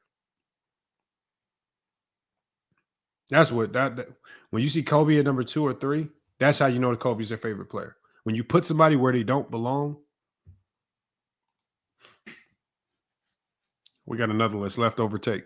Bron 2, Bron 1, Kobe 2, MJ 3. Kobe at number 2 is just wild. Tim Duncan 4, Hakeem 6. Hakeem 6 is crazy as well. Steph, Jokic, Giannis, I guess. I mean, that's a wild top 10 right there. Again, it'll be some criteria there that I would have to get a better understanding of what the hell you got going on. Let me give a shout out before we go to real takes over fake debates, man. Make sure y'all follow him on YouTube and TikTok, man. He almost got shut down by Trump a couple weeks ago. His whole TikTok career was going to be in the garbage can, but somehow Trump saved him, man. Or Joe Biden was almost shut down his whole channel on TikTok. But they have a hella fight show over there. Hold on. SB, you still with your girl? Hey y'all, I'm gonna tell y'all a story about SB. And I'm gonna tell y'all what saved SB one time, y'all. A lot of y'all don't know this because we were actually doing this on another platform, right? We were on an app, right? We were doing a sports show on the app called Plenty of Fish. And I'm gonna tell y'all what saved him.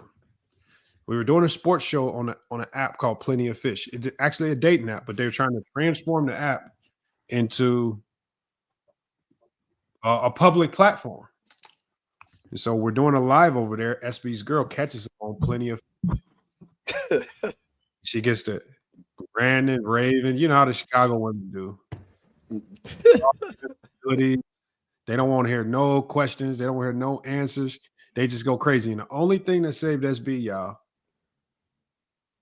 the fact that he had went to dossier.com and he went and got his spring fling and she got a whiff of that. And I keep the magnesium in here. Magnesium is calming to the nerves. The magnesium is what saved him. She calmed down. We were able to explain this just a sports show. And he didn't get in trouble. Make sure y'all go. The link is in the chat. Go to dossier.co. Get your sense, right? Check out the promo. Make sure y'all get y'all sense. Spring fling. Use code FYF Sports and they get a discount.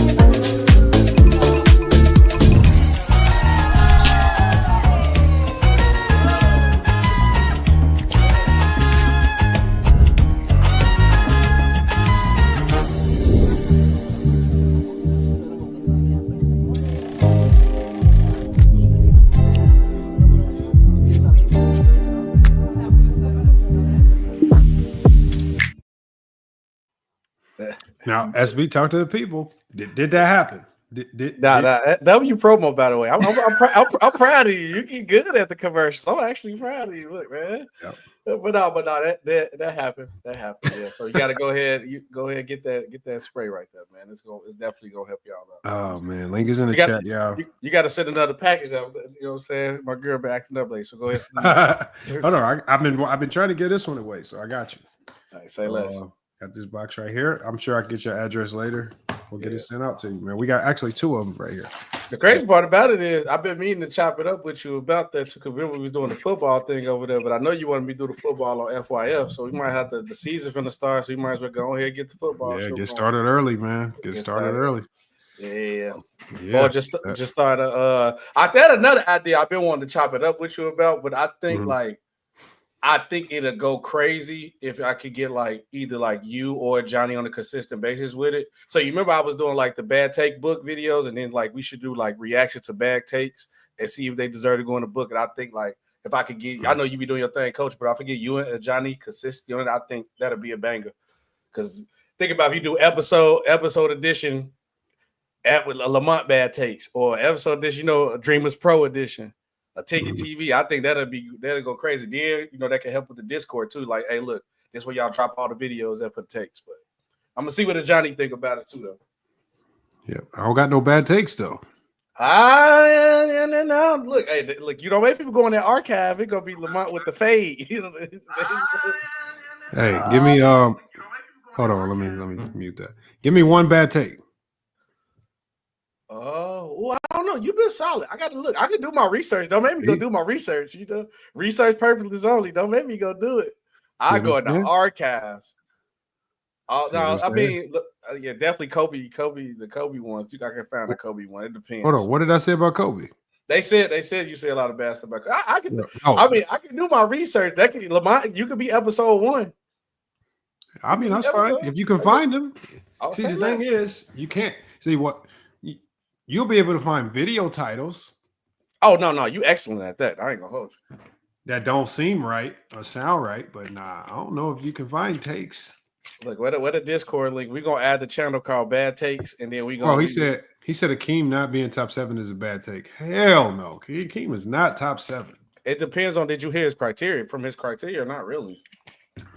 Hell no, he's not top 7. But what you got on this topic though, SB? No, I think one thing that we got to really truly do is just like follow your criteria, and what your criteria is your criteria, because your criteria could list from a point where no player and played in certain errors could be in your top 10 as long as you match your criteria.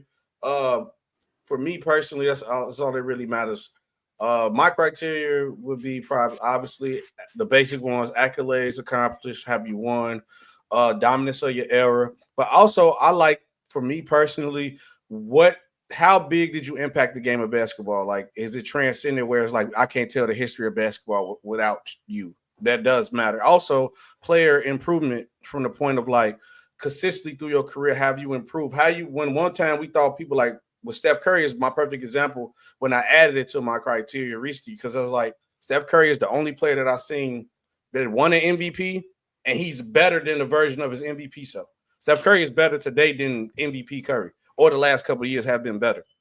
And I think you definitely need to add, to me personally, I definitely added that. And then also consistent dominance. It could be individual or team-wise, however you want to put it.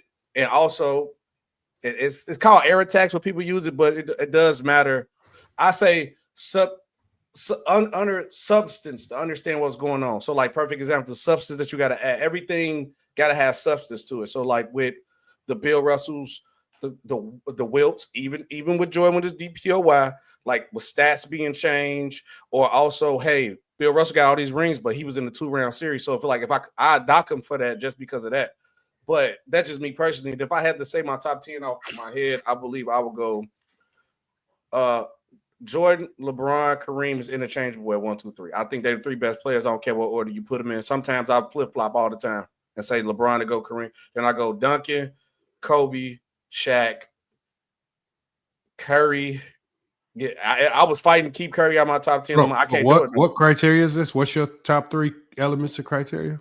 The basic ones, I mean, the main ones, obviously, achievements, dominance of your era, and game changer. I say those are like the main 3. But obviously, everything comes with substance. So explain the substance of it. So if somebody asks me like, oh, if you put this person here, why did you dock this player? And I could literally give you the substance of why I docked that player. Because Bill Russell does have 11 rings. The championship does matter, but you got to acknowledge the fact that he literally only had a 2-round series. And I'm going to give players like LeBron, Curry, Jordan, who played more rounds to get the championship over him, or even with Wilt and Jordan, with their stats being cooked, I still believe LeBron James is the better defender. I can still say Jordan is a better scorer, but also you can't come to me and be like, hey, but look at these stats right here, but it's known for a fact that the stat books is cooked. And man, y'all done heard me on FYF. My criteria has changed. You have to open that door to be able to change your criteria because of things that happen in the research that I learned.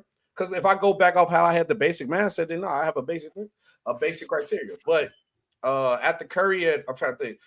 Jordan, LeBron, Kareem don't matter. They top 3. Duncan, Kobe, Shaq, Curry, Magic, Bird, and 10, I'm really questionable on, and I'm just probably be respectful and say Beal, but I'm questionable on 10 because my 10 But through how does? 15, But if it's accolades too, then how is like if it's accolades? mhm. You know, Bill Russell got a shit ton of MVPs. That's understandable, but what's the substance to it? When what's the Yeah, substance? It was but the award. thing is, but now you're penalizing them for just being born in the wrong era. But every player gonna get penalized because that's the case. Why is John Havlicek not top? The more we grow older and the more player skills develop and more accolades come out. That's like me punishing you. Like what's the new award that just came out? So you're air taxing players. Yes, I said air tax. I literally said air tax. Okay. I did. Yeah. Air tax is if, my criteria. If air tax is your criteria, it's a nasty, slick criteria to bump guys down. But no, I'm being honest nasty. about it though, because guess what? In 40 years, the players now gonna get air tax too. It's gonna be because I don't air tax because I just say, yeah, you know how I feel about the 90s. But at the end of the day, I always say, no matter what I think about the 90s players and the competition, Jordan dominated the 90s like no other. And at the end of the day, no matter what you think about it, dominance is dominance. Like, and it's not like he chose to go to a league that was that watered down. The league just was watered down because forces at B chose to water the league down. He just had to hoop. Yeah. And so, man, to penalize Bill Russell because I did say your era dominance matter, but I did say how you dominate your era does matter too. But I said you got to have substance. You got to explain because the counter argument. One could easily say, yeah, he only had 2 rounds in the playoffs for some of the years of his career, but the talent was more congested. So he had to see some of the teams he had to see have 5 and 6 Hall of Famers on it. You never gonna see that today. So was they 5 and 6 Hall of Famers because how great they was, or just it was just a small pool of players? It was great at that time. Okay. No, I'm asking. I'm not saying you're wrong. I'm asking. See, at the end of the day, I can't say it wasn't great to them in the moment. The way they knew basketball at that moment in time, all those players were the best in the world. Those players made up some of the best basketball players in the world at that moment in time. So all Bill Russell did was play the best talent in the world in that moment. And the talent was more congested. So instead of going up against 1 or 2 all-stars or superstars, he's going up against teams with 5, 6, sometimes 7. If he's going up against the Celtics, Hall of Famers, superstar talent type players. Lamont, if it's 20 players in the room, over 100 players in the room, is it probably easier for you to be labeled or easy people see how great you are because how small the pool is of players? No, what I'm saying is, no, I'm saying I'm asking in general. So if you want to get to scout 20 players and then you got to look at 100 players, it's probably be easier to get noticed more when because it's such a small pool. Yes, it's gonna be like you said, it could be harder, but it's like it's or the players are, and I'm not trying to disrespect the era, so I'm trying to say it as most respectful way I possibly can. But I just also have to look at the fact of that the player pool was that small, so it's easy to be like, man, it's 6 teams in the league. Oh, they got 5, 6 all-stars. Yeah, it's only 5 teams in the league. Of course. So if that's the case, no matter how the talent was spread, he was the best player amongst that talent because he had 5 MVPs from 1908 to 1965. That's domination. Yeah, he dominated. That's why I put him 10 respectfully because of that. Because with my criteria, I'm gonna give you your dominance, individual accolades. He has MVPs. The winning, he has winning. The dominance, he definitely dominated his era. Just look at what his contemporaries say. At what he did on the defensive end, rebounding, and as a winner. I mean, to me, he checks a shit ton of boxes. No, he does. He does. If you air tax him and say, well, shit, I don't think it was that nice because that era was just kind of, I mean, the air tax is nasty, bro. I don't know. I said with substance, though. That's why I said I didn't want to call it air tax, but it is. I'm just saying, you got to explain, because let's be real, Lamont, like, a consistent top 10 is getting hard to do, because like even me and Sean stopped doing the top 10. We do tiers now.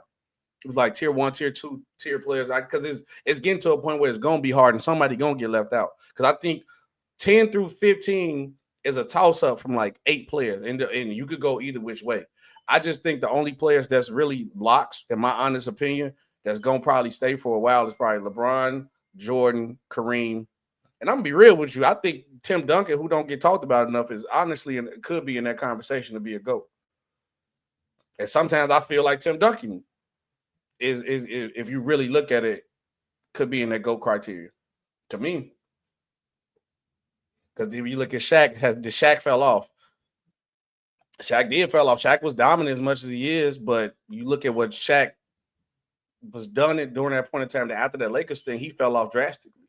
But then you see a guy like Kobe, where Kobe get docked as a sidekick, but he became a role player to a superstar and consistently improved over his career. But then also we docked Kobe for the tail end when he was injured a lot. Because 2012 to 2009, like 09, people was talking about Kobe different.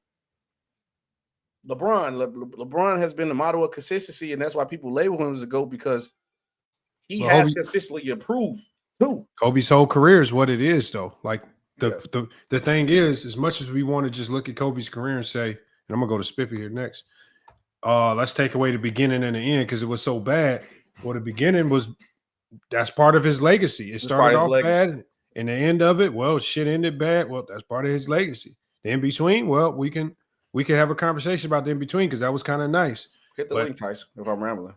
But I just don't think you can handpick what parts of the career, and I think that's why a lot of people start running the peak because they say, "Well, I want to see." I think when especially you hear this a lot with Jordan, they want to talk about peak with Jordan because they want to avoid talking about all of the losing in the beginning. Yep. And the atrocious way it looked in Washington at the end.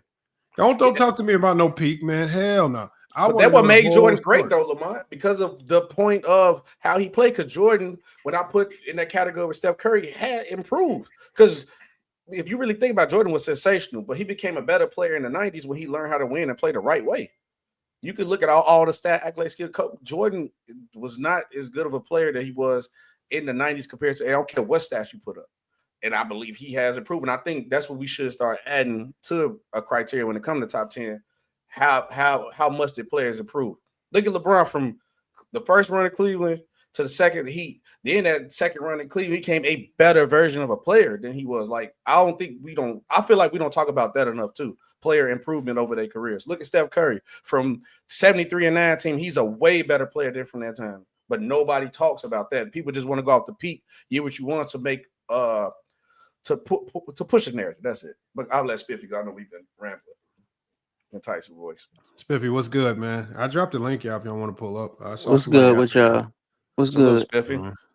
What's up with y'all? I was just checking out the conversation. I feel like it was dope for real. But I had put my top 10 in the chat. I must have missed it. Damn. Yeah. What is it, Spiff? I had Jordan, LeBron, Kareem. I think I had Magic. Yeah, I had Magic at 4. I think I had Duncan at 5. Yeah, I had Duncan at 5, Shaq at 6. I had think I had Curry. Yeah, Curry. I think it was Curry.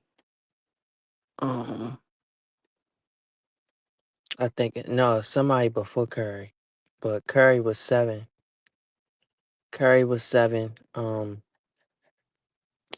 Number 8 was damn, I'm geeking, yo. I think it was Kobe. Yeah, it was Curry, Kobe, and then my 10th was Jokic. But I wanted to ask Lamont, what I wanted to hear your argument about Giannis. Like what made you put him top 10? So let me pull it up here. Because I know Giannis was the one, and that's why I specifically said with Giannis, he's the one that's the fringe guy. When I look at my fringe guys, my guys that's just right there on that borderline, he's approaching that 10 spot. So whoever you got at 10, Giannis is on their neck. And so it depends. So it kind of depends who you got at 10. If you got a cupcake at 10, Giannis is going to walk him down. If sometimes you got Kobe at 10, it's going to be a little bit tougher to crack. It's going to take you got to fight a little bit harder if you think you're going to just walk in the top 10 passing Kobe. But here, this is what I have for Giannis right here.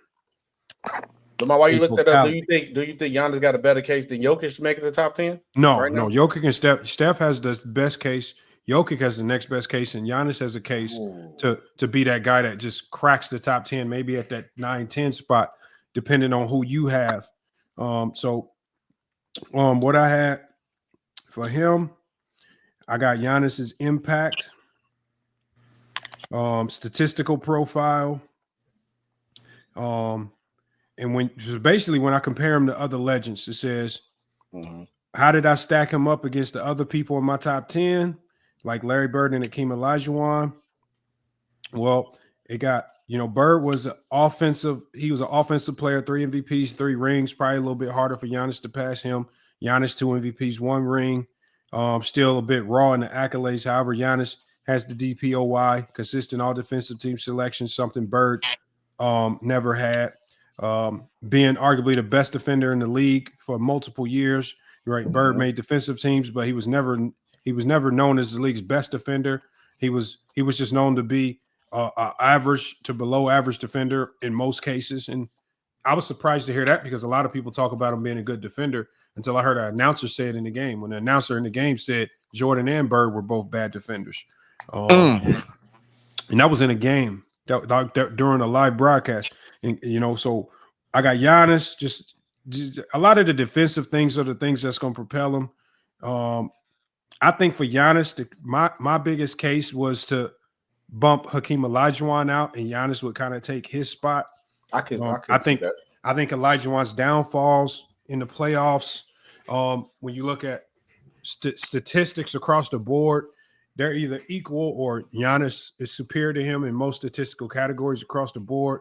I think the only thing that Hakeem right now has over Giannis is a little bit of longevity, because Hakeem's longevity, or at least his time as a top tier player in the league, was about 10 years.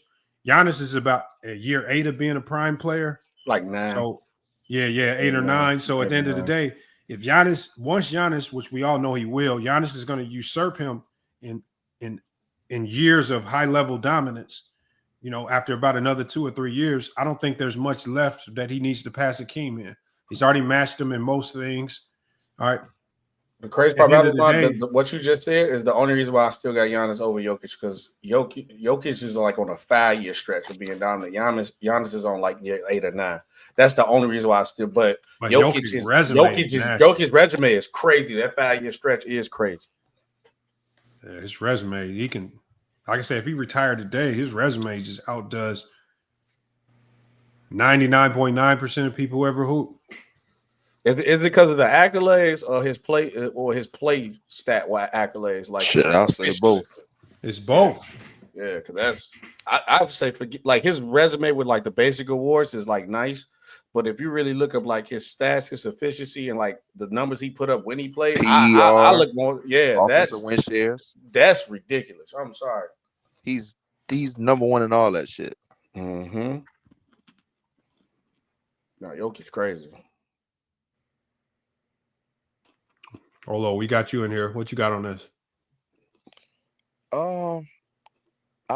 I do feel like Jokic has one of the highest chances of hitting the top 10. He has to do a little more, obviously, to break the top 10.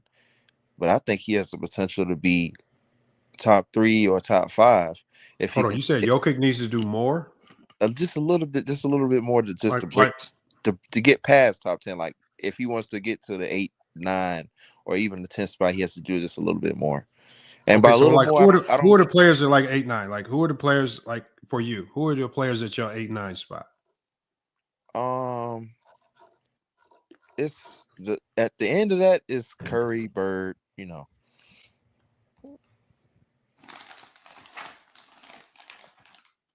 Those are my last 2. Because when you look at his resume, let me tell you this resume: 3-time MVP, potentially 40 this year. Yeah. right? Six One of all. 9 players. One of 9 players in NBA history with 3+ MVPs. There's only 9 players in NBA history with that many MVPs. Kareem, Jordan, LeBron, Wilt, Russell, Magic, Bird, Moses Malone. Obviously a Finals MVP, champ, 6-time All-Star, 5-time All-NBA first team, 1-time All-Second team. When you look at his statistical averages, he's averaging 20 and 10 on his career, 60% true shooting, plus 25 PER, one of the highest win shares in NBA history, one of the highest box minuses in NBA history. He has one of the greatest peaks in NBA history statistically, averaging 27 points per game on 14 rebounds. Yeah, I mean, I don't know who. I got him at 12 in my all-time. I got him like 11th or 12th in my all-time ranking. And it's saying right here he had statistically the greatest NBA Finals run in playoff history, arguably, averaging 30 points per game. Yes, it's saying right here it's his first to ever average 30, 10, and 9 in a single postseason. 30 points per game, 13.5 rebounds, 9.5 assists. He almost averaged a triple-double in an entire postseason run. That was the 2023 playoff run. When he won, right? Yeah. It was arguably, and then he did it on 63% true shooting. You know what rebuttal? Go ahead. I don't know, but Jokic resume. It's ridiculous. It's ridiculous. Stat wise, play wise is ridiculous. It's better than his the MVP accolades. Like his play stat accolades is like off the charts, bro. Yeah. But you know what the rebuttal will be to that though? For most people, they'll say that it was I'm sure you heard this millions of times. It's one of the worst playoff runs in NBA history. He didn't had no competition. Even though he played AD, he played Gobert, he played Cat. But they're gonna say that's one of the weakest playoff runs. Because people go off of names instead of looking like how these teams play. But remember what I said, I don't tax you on things you can't control. He can't control. I can't tax him if he can't control. Like if he can hand select all his opponents and he selected bombs and he beat a whole bunch of bombs, okay. He can't control it though. That's why I say with mine, I'll tax you, but I'm being subjective with it. Like I'm gonna look and understand what happened, and then I'm gonna decide which way. That's just me personally. So, like perfect example, Lamar, you got a comment from RT to Ben. He was like, Vince Carter played so long, his numbers say he's top 25, and we know Vince Carter. That's why I say you're taxed with the substance from it. Like we. Hold on, where did he say that at? I don't see. It's under the stream. Yeah, like what numbers say that? What? And even if they did, we know Vince Carter's career is not a top 25 career. So the substance reason that like he played long, but he didn't accomplish anything. And this is what I mean. This is the purpose of what I mean. Like I'm a tax with substance. So I'm gonna look and see what is going on. So you're gonna say Vince Carter because he played long. You know darn well Vince Carter don't deserve to be in that conversation. Hold on. What? His stats is not top 25 anyway, though, by the way. But hold on. What about his career? Say he's top 25 all time. Because for his career, he averages 16 points per game, 4 rebounds, and 3 assists. That's his career. Mm-hmm. I'm not talking about peak or none of that. Right? Okay. If you want to say he's 4th all time with the most games played all time, and he didn't even crack the top 20 in points scored all time. He's 21st all time in points scored. Mm-hmm. And so when we go there, so really when you look at his accolades, it's not even a stellar list of accolades. He's an 8-time All-Star. I mean, it's a top 75 worthy resume.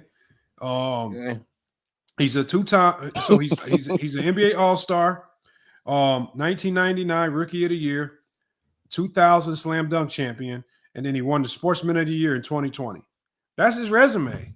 There's no numbers or no resume. There's no way you can slice up his career and say he's a top 25 player. He's not. He's not close. He made All NBA 2 years out of his 22-year career. Yes, he's only an All NBA player twice. And he didn't make the All NBA team more times than Reggie Miller. Come on, man. No. Where would y'all put? Not like that. Where would y'all put KD?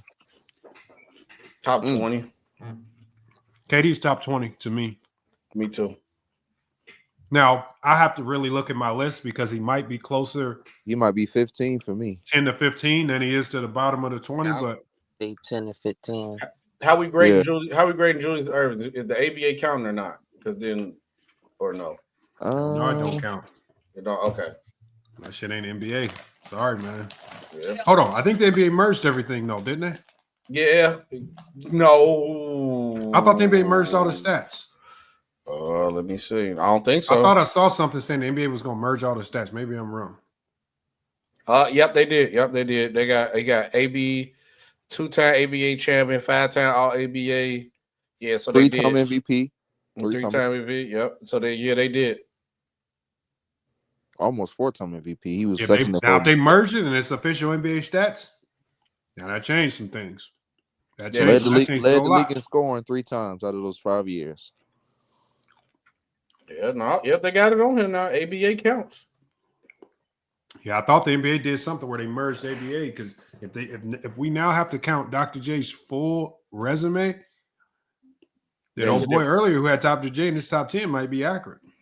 Yeah, because I'm saying it's a different conversation now. Especially statistically. I mean, you can do the error text all you want, but 16 rebounds. Well, T Perfect says, I'm taking Giannis over Bron. Right. No, right now he trolling. Right now or all he's time? Not trolling. No, he trolling. I'm gonna be real, like it's like I got my camera on, but y'all know I got Jordan behind me. But like you can, like I said, 1 through 3, you can argue Kareem, Jordan, or LeBron.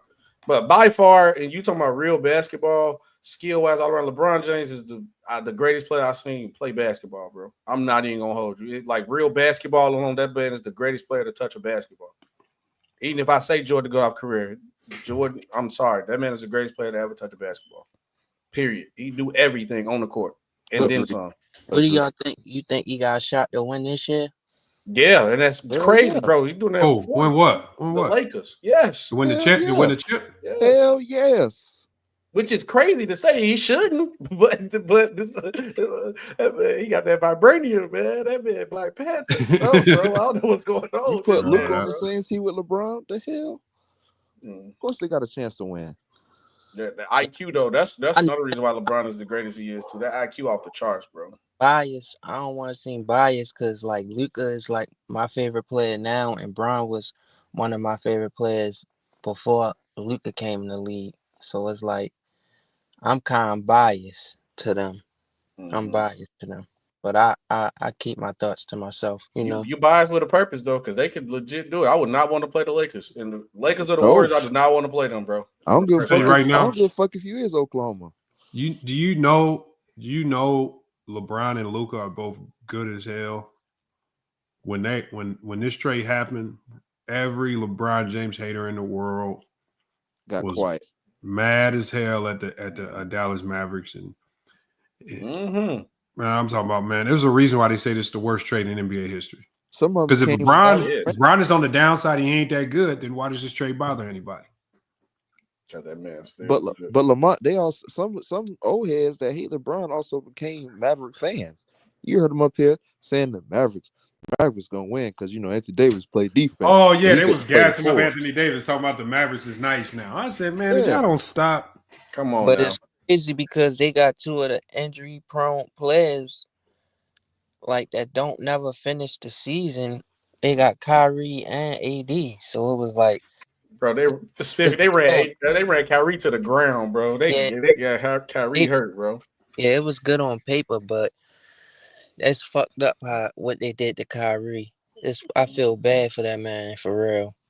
I feel bad for that man because he was supposed to like finish this year out strong. I know them haters hated that. I mean, happy that Kyrie got injured because they was gonna have to eat crow from all that smack talk they were talking about Kyrie. They were trying to wither him out the league, and he will hoop. He had a great season. I ain't gonna lie, I want him to lose because they were saying we were saying that he need LeBron in order to win. So if he the one with Luka, I'd have been like, damn. I mean, Luka can't replace AD. AD can't bring Luka. But Luka's the number one. Like Luka is kind of like LeBron in a sense. Like LeBron. Ain't no LeBron contest. been begging for it. LeBron been begging for the number one option since the end of the Cleveland run. And Luka is him. And Luka is him. He been how you supposed to be? Imagine I'm from Chicago, so I cap for AD all the time because I want AD to be great from the city. But LeBron been begging you the whole run to be the number one. How you a superstar player and another player say, I'm willing to take a back seat for you, take over the team. But he couldn't do it because he kept getting injured, obviously. But even when he was there, it wasn't like it still was like LeBron had to be the number one for them to get to a championship point. Yeah, and it's crazy that it seemed like they play way better defense without AD. That sounds Ain't that crazy? That sounds crazy. Crazy, Yeah. but it's facts though. They play true. way defense. They was more killing. consistent. Yeah, they was killing. What's his name? Lamont. What's your man name that was saying that about AD? What team? No, he be on the stream all the time. Beal? Or you talking Johnny with the dreads or Johnny? Yeah, they was killing him when he first said it, but like proof in the put, they definitely play way better. Age well. Yeah. If AD was just, but I understand why he didn't want to play center because he get hurt a lot. But if he would have just stuck to playing center and just accepted that because he's a today's era center, I think the Lakers defense could have still been like elite and he could have done everything. But he don't want to play center. He want to play forward. I don't like him as center. Yeah, but his skill set, he could be excellent at center in today's era. But Who you talking about? AD.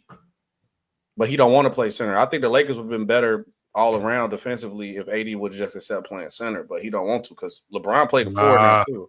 No, AD was right. See, the problem is AD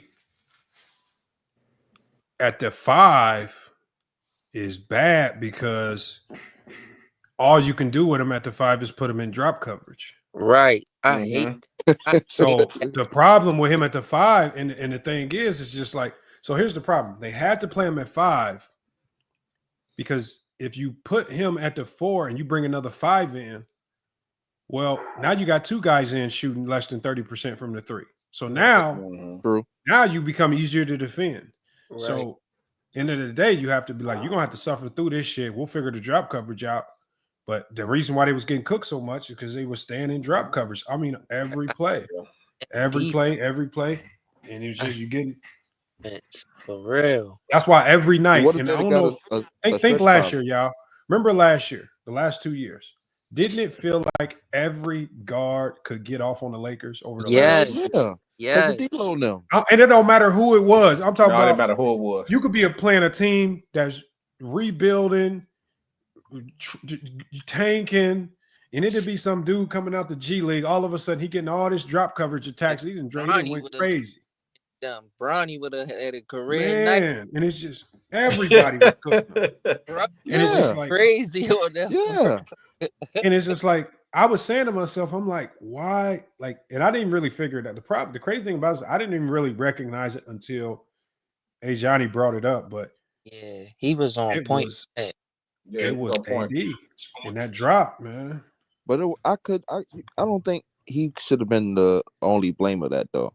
When you had niggas like D'Lo and Reeves and Hachimura not fighting off of screens, going under screens and shit like that. I don't think that AD should have been the only person to blame. The problem with drop is that I don't care how hard you fight over a screen. If you allow De'Aaron Fox to turn the corner and get into the lane every time, it's only so much D'Angelo Russell and Austin Reeves can do when you just sitting and drop, inviting guards to just walk into the lane and go make a play. Right. Yeah. Like, what the hell you supposed? That's why the only person that seemed like he could make a difference was Vandy. And when Vandy was hurt, everything really hit the fan. Yeah, I like this team defensively way better than with AD. I can't lie. Like, we got a shot to win every game, like, and we can close them. Like, we was always in the game with AD, but now we really can close them. And look how the ball move on the offensive end now. Way more. On the offensive end, you see how AD was now a ball stopper. Do y'all think it's a better third option in the NBA than Austin Reeves?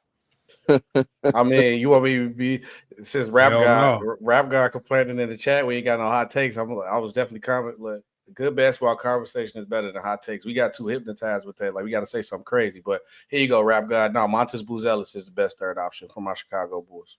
There you go. I'm taking him. He been all day. cooking. He been cooking. Look at these idiots. Norman Powell. Yeah, Man, ran with that. No, Norman Powell. Hold on. Hey, How Lamont, about you know Porzingis? where they getting that from, right? Yeah, Gil's Arena. No, it was what's his name? Lou Will. Lou Will and that was Lou Will. That was Lou Will. Chandler Parsons, his stealing ass stole $100 million on there talking about Norman Powell better than Austin Reeves. I don't believe it. He nice, you feel me, but he having a good year. Yeah, I like Austin Reeves. Like that white boy, he got it. I can't lie. Like he got game. Norman Powell. I'm not taking him over no Austin Reeves. Why is that, Lamont? Bro, I don't know how to explain it. With like Austin Reeves, I think the biggest separator to me is Austin Reeves' playmaking. I think Norman Powell as a scorer, they're comparable. But now that Austin Reeves is a far superior playmaker, I think that's the biggest difference. And defensively, I just think Reeves just gives way more. I just think he just gives way more energy on the defensive end. Like, say what you want about him. I don't see Norman Powell out there being this defender. Everybody's going to say he's a better defender, but I think Reeves is just a better player all around. I think he's a better one-on-one defender, but that's about it. I think it would look way different if he was the third option with Luka and Bron than with Norman Powell. Like, I like Austin Reeves because, like, when he got the ball, like, everybody kept saying, LeBron ain't going to play off the ball. He going to mess it up, all this and all that. Because they wasn't watching? LeBron, he really, like, I like how he could play off the ball, and they save him. Like, they basically use him for when we really need him. They don't run him in the ground no more. Like, and that's why I like Austin Reeves with the ball and Luka. Like, LeBron gonna be there in them close playoff games this year. That's gonna be the difference with Austin. Pat Bell dropped his top 5 third options. Obviously, Austin Reeves number 1, but we talking about it. Just him. You rather have Kyle Kuzma or Austin Reeves? Austin Reeves. Norman Powell or Austin Reeves? Austin Reeves. Mikal Bridges or Austin Reeves? Austin Reeves. What about Porzingis? Kristaps Porzingis. He was next. Kristaps Porzingis or Austin Reeves? I'm taking Porzingis. Hold on. That's where it ends right there. I'm taking Porzingis. I was going to say. He said I'm taking Porzingis. I'm not a dummy. Spiffy. You know why I'm saying?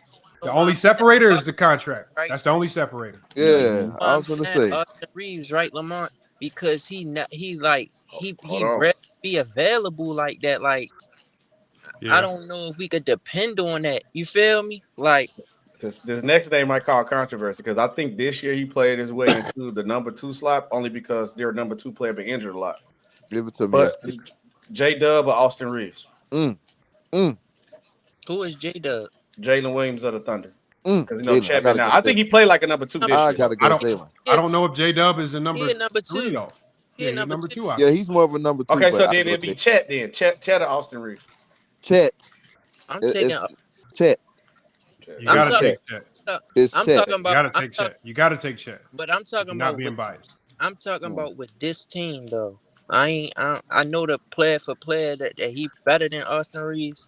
But Chet go crazy on the Lakers right now. He's on the Lakers. You tripping? But Chet go crazy on the Lakers. But who gonna help them out? Get other players involved. That's LeBron and Luka just gonna have to do it. Yeah.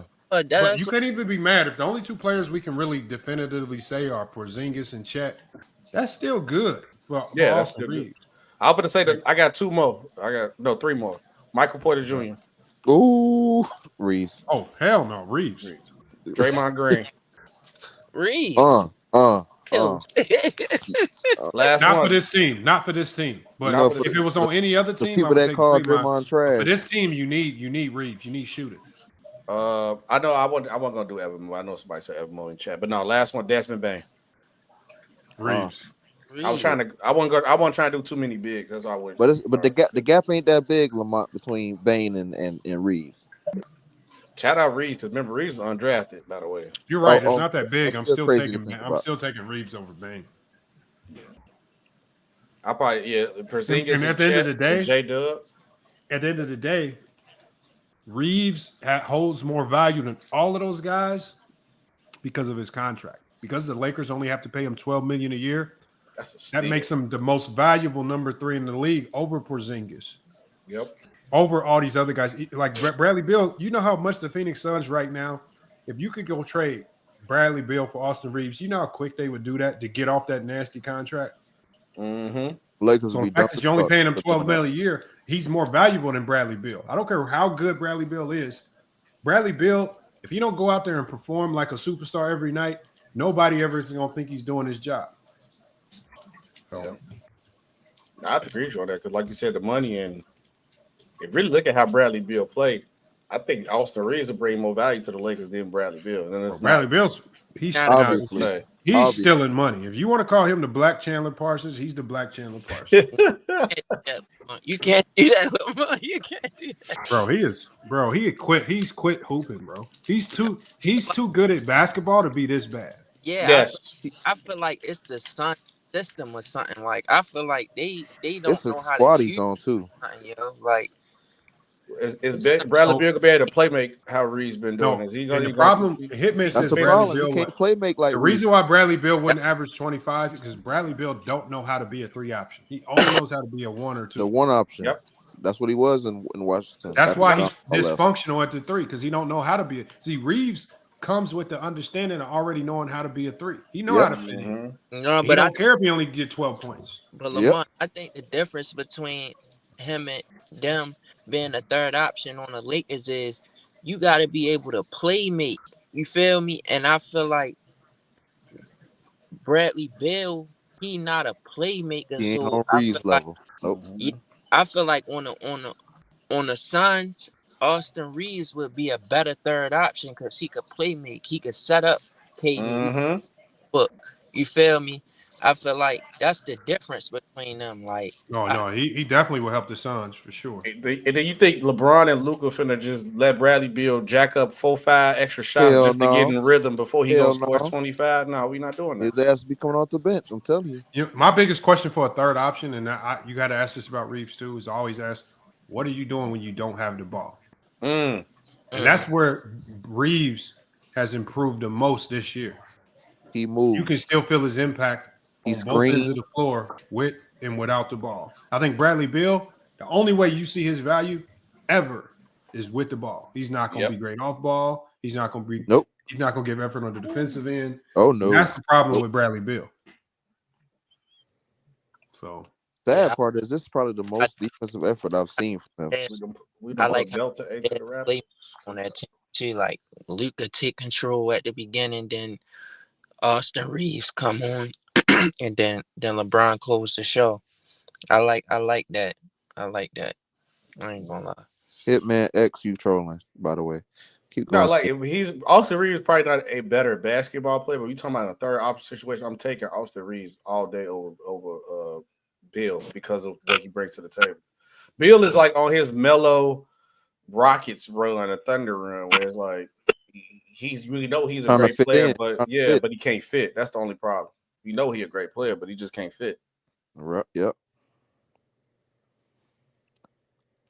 I like him with Tyus Jones at the 1 as a 3rd option. Tyus Jones, yeah, he's nice. Yeah. But don't worry about it. It's over with though. It's the last time we see a KD in the Suns jersey. So, well, he did say he was open to staying in Phoenix, but I don't know if he's gonna stay though. It depends on what they do in the offseason. I don't see nothing they really can do. Who, the Suns?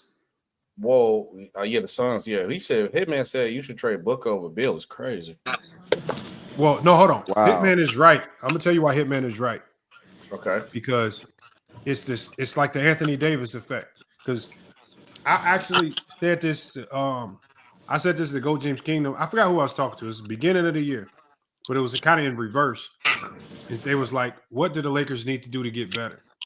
What I said was, the only way the Lakers get better is you got to trade LeBron. Because like one of the top 2 guys got to go so you can bring in the pieces you need. You can't just keep swapping bottom tier guy for bottom tier guy, hoping to get some type of diamond in the rough or some shit. So I think for the Suns, you can't trade Beal because you're not gonna get no value for him. Mhm.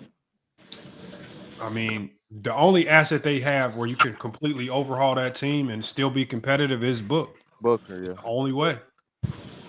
But what? I'm trying to think what team will make that call. Yeah.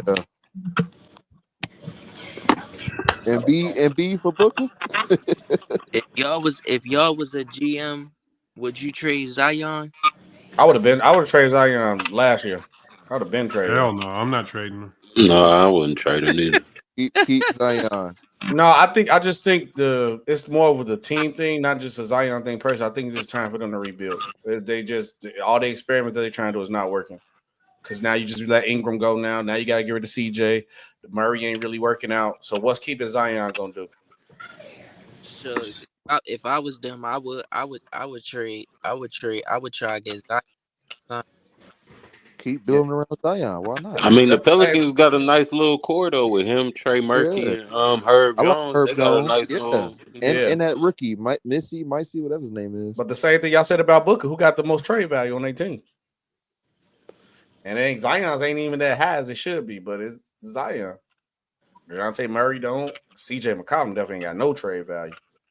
Whatever the Suns do, they cook. Whatever the Suns do, they cook. New Orleans wasn't even healthy at all this year, so we got to see. The Suns have an out. The Suns have an out, but what's the out? What's the out, Lamont? Because I don't see it. You got to trade Book. Book is the only out. That's I don't see them getting rid of Book though.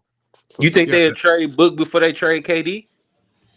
No, but Lamont said, look, I don't think so, but Lamont think that's the only one that makes sense. But heck, they already said they ain't trading Book. But we see Luka get traded, so anything can happen. Yeah, but Luka got traded on a we ain't surprised no more. Yeah, it was under the table stuff going on with Luka getting traded. I mean, that should have got investigated by the NBA. Embiid might be going next. Embiid might be going next. No, I don't think. No, the fact that Beal was able to get a no trade clause in Washington, that need to be investigated. Because he was going crazy when he got it though. He did. He averaged 30 points, but he ain't make the playoffs until Russ showed up. So it's like, you know what I'm saying? Like, I don't know. And they came out to play. Russ showed up and then had to carry him in the playoffs on a tear. You feel me? Like, I understand he signed that he signed that contract before him, but like just still like him being one of the untouchables basically in the NBA right now is crazy.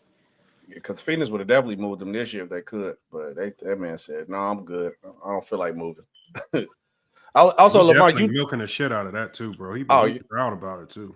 Yeah, Lamar, you did say Russ was top 5. Who was your point guards? Who was your other 4?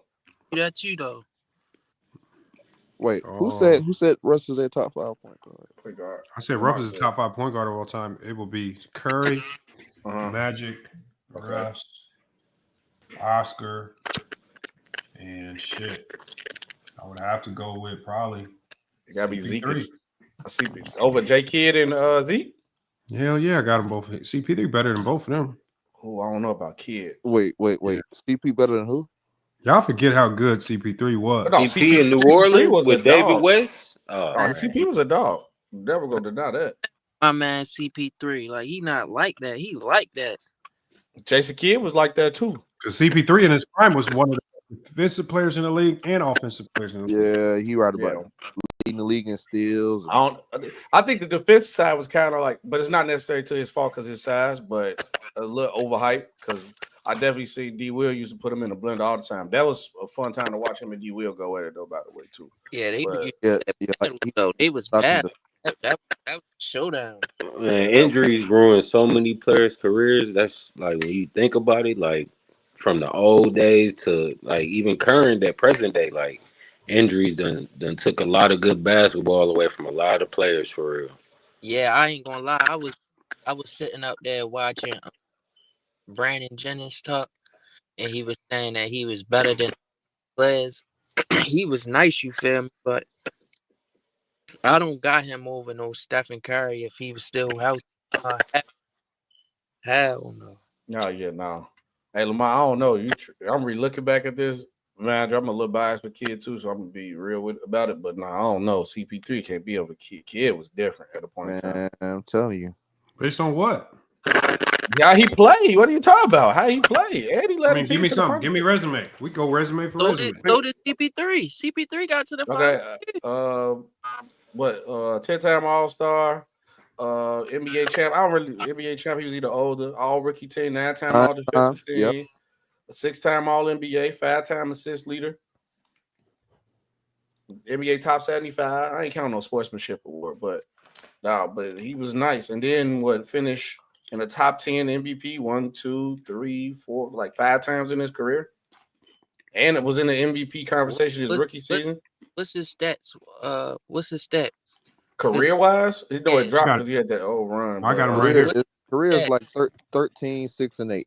13, 6, and 9. 12, yeah, pretty much 36 to 9. And 2 steals, and two steals too. No, you know that last little Dallas and New York run killed this. Yeah.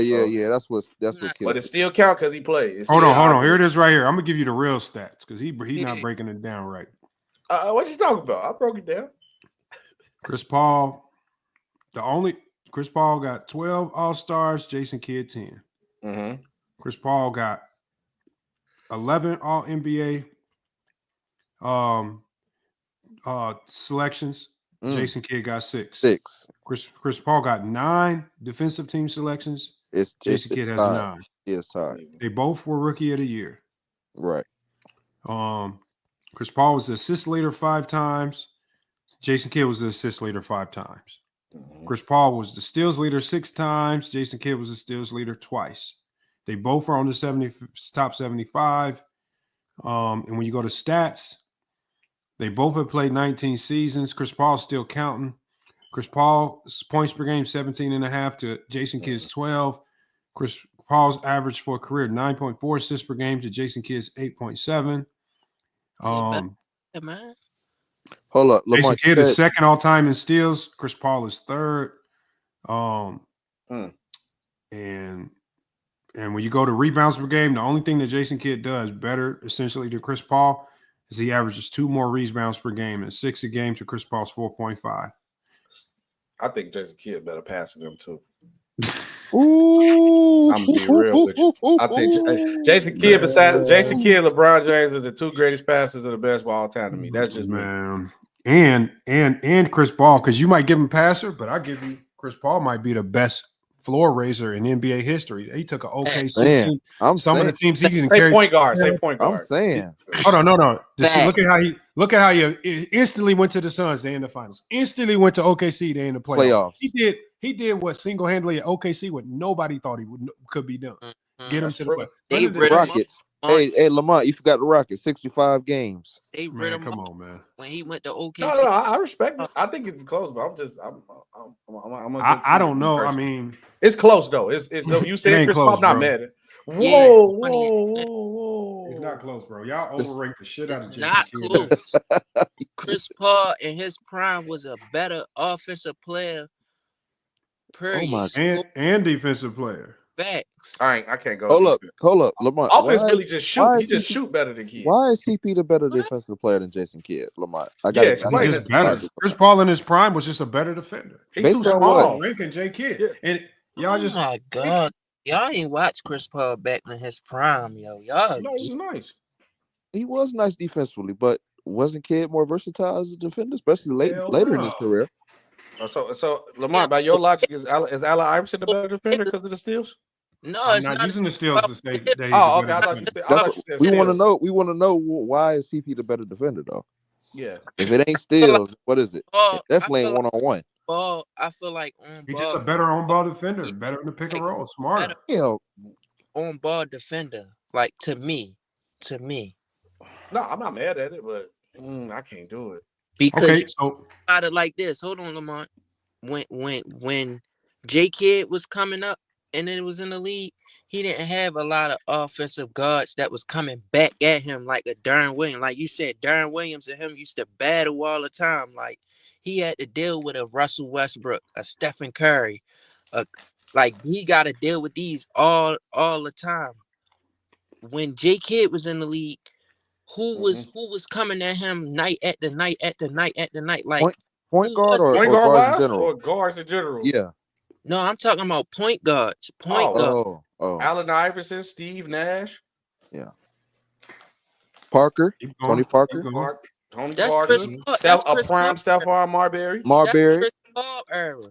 Steve Francis. They was in the same era. Baron Davis.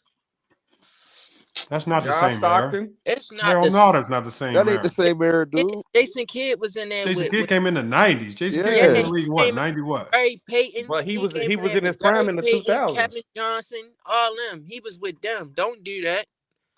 Don't do that. Jason Kidd played from 94, and his best years in the NBA where he was an MVP caliber player was the early 2000s. 97 early 2000s, to yeah. 2000 what? 4-5. We're gonna say 99. Yeah, y'all, all the years y'all named was Look, and that was really Chris 06, Paul's 07. second year. Listen, that was Chris Paul. Matter of fact, that was Chris Paul's second year. He came in 04. You feel me? Darren Williams and them came in after the 2004, 2005, around that time. So all these guards that was coming back at him, like the Steph Currys, like I said, I don't think he could have dealt with them like how Chris dealt with them. I don't think so. But you both had good people going against him, but because he still got. Hold on. How about you just go off what's in front of you, man? The stats, the accolades, the resume is just far superior, man. Stop it, man. There ain't no game you remember from that far back then that could justify it, man. You don't remember. You can't clearly remember the Jason Kidd game. What team on the level that Chris Paul carried that the Nets was? You said who? What team on the level that Chris Paul carried like Jason Kidd carried the Nets was? Well, this was that Houston Rocket team. Yeah, the Houston With James Harden. They New Orleans. Hell yeah. They only lost because CP3 got hurt. Yeah, that's literally the only reason they was going to take out the Warriors. They was going to take out the Warriors. And the only reason why the Nets ain't winning championships because they ran against Shaq and Kobe. The Warrior team better. Do you remember what Chris Paul was doing with the Clippers? Yeah. Lamont, people gonna fight you about that you just said, but what did you say? He said the Warriors team was better than the Lakers, than Shaq and Kobe Lakers. But that was the one with KD, right? Yeah, that was 17. Yeah, they was. The 17, Let's be honest about it. The 17-18 Warriors, yeah. That's the greatest team put together, bro. They was. He says, without mentioning longevity stats, you can't make an argument for Stockton being the top 5 at his position. There is no other player who's top 5 at their position that can rely on. But Stockton is more than just longevity stats. He's still one of the best passers of all time. I mean, you can't take it away from him. I don't care how long he played. He can still pass the ball. Yeah, we just going to keep it at passing, Lamont. Don't say defender, please. No, hold on. No, John Stockton was a good defender. Shit. I mean, for how they allowed you to defend in the 90s with the illegal defense, I mean, it's like, again, I can't punish him because he didn't have to go up against stellar point guards every night. Thank you. But he was a hellified defender, even though he had to just defend the Muggsy Bogses of the world and shit. Right. Mm-hmm. He did clamp them motherfuckers up. He didn't clamp everybody, but he did clamp up who he needed to. I mean, the NBA was just soft at the point guard spot back then. Yeah. They was dumping down to the big man back then. They wasn't cutting niggas up. They wasn't. Bro, I put a short on my channel, bro. Joe Dumars hit Michael Jordan with the slowest, weakest most raggedy crossover I've ever seen. That wasn't even Jordan went flying. Right? You would have thought, bro, man, you would have thought it was a reincarnation of Allen Iverson or something. The way Jordan jumped and almost fell and shit. It wasn't even a cross. He just dribbled. It's a hard dribble. If he never got injured at the point guard spot, they'd have been in the top 5. I believe. Derrick Rose. Oh, for sure. Boy. If he never took that drastic injury, bro. He'd been the best point guard of all time. Bro, Uh, the way he played, About I that, always would tell myself it was a matter of time for the way he played. yeah, it was.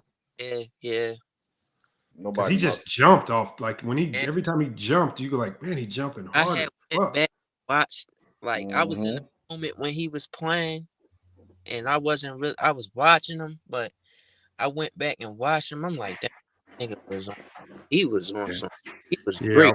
He was on some. 2011 D Rose is Bro, they saying Steph going crazy right now. I'm looking at the box score. Yeah, he had 19 in the first. I was watching. Mm-hmm. Steph got 50 on 12 or 20 from the 3.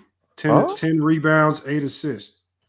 Steph got 50 right Hey. now. Jesus, but no, 50 Lamont. with In the Lamont- first. 50 with a minute to go in the game. The Warriors are up 5. It looks like he's going to just stick on 50, but he damn near got a 50-point triple-double. But Lamont, am I crazy? This is first game back from injury, right? Yeah. Yeah. Mhm. Oh yeah, that's crazy as hell. But Lamont, am I crazy for saying is Steph Curry the only player who got better than his MVP version of himself? I think he truly is. Like he's like drastically 2 times a better player than he was during that time. He's still good, but to No, be I can honest, agree You with can say that. that about Jokic too. I thought I You was get the only one that said that. Bron. Yeah, you can say that about you Jokic. can Yep. say about Say that Jokic. about Yeah. Jokic. Bro. Every Jokic really any week, like he. yeah. Go ahead, bro. Your mic is breaking up. I didn't hear Yeah, your mic is messing up, D-Reed. I didn't hear him. I just heard Steph. Yeah. I thought that was my phone. Do y'all agree that 22 is Steph Curry's best defensive year of his career? I have to go back and look. When the year they beat the Celtics, yeah. Yeah. Yeah. That's his best defensive year. Yes. Steph, but yeah, Steph. Any weakness they had about Steph, he fixed it. Like you said, Khalil, you definitely said the strength. He got stronger. He became a better defender. He got better in the clutch. Became a better passer. Became better. Like he literally improved every part of his game.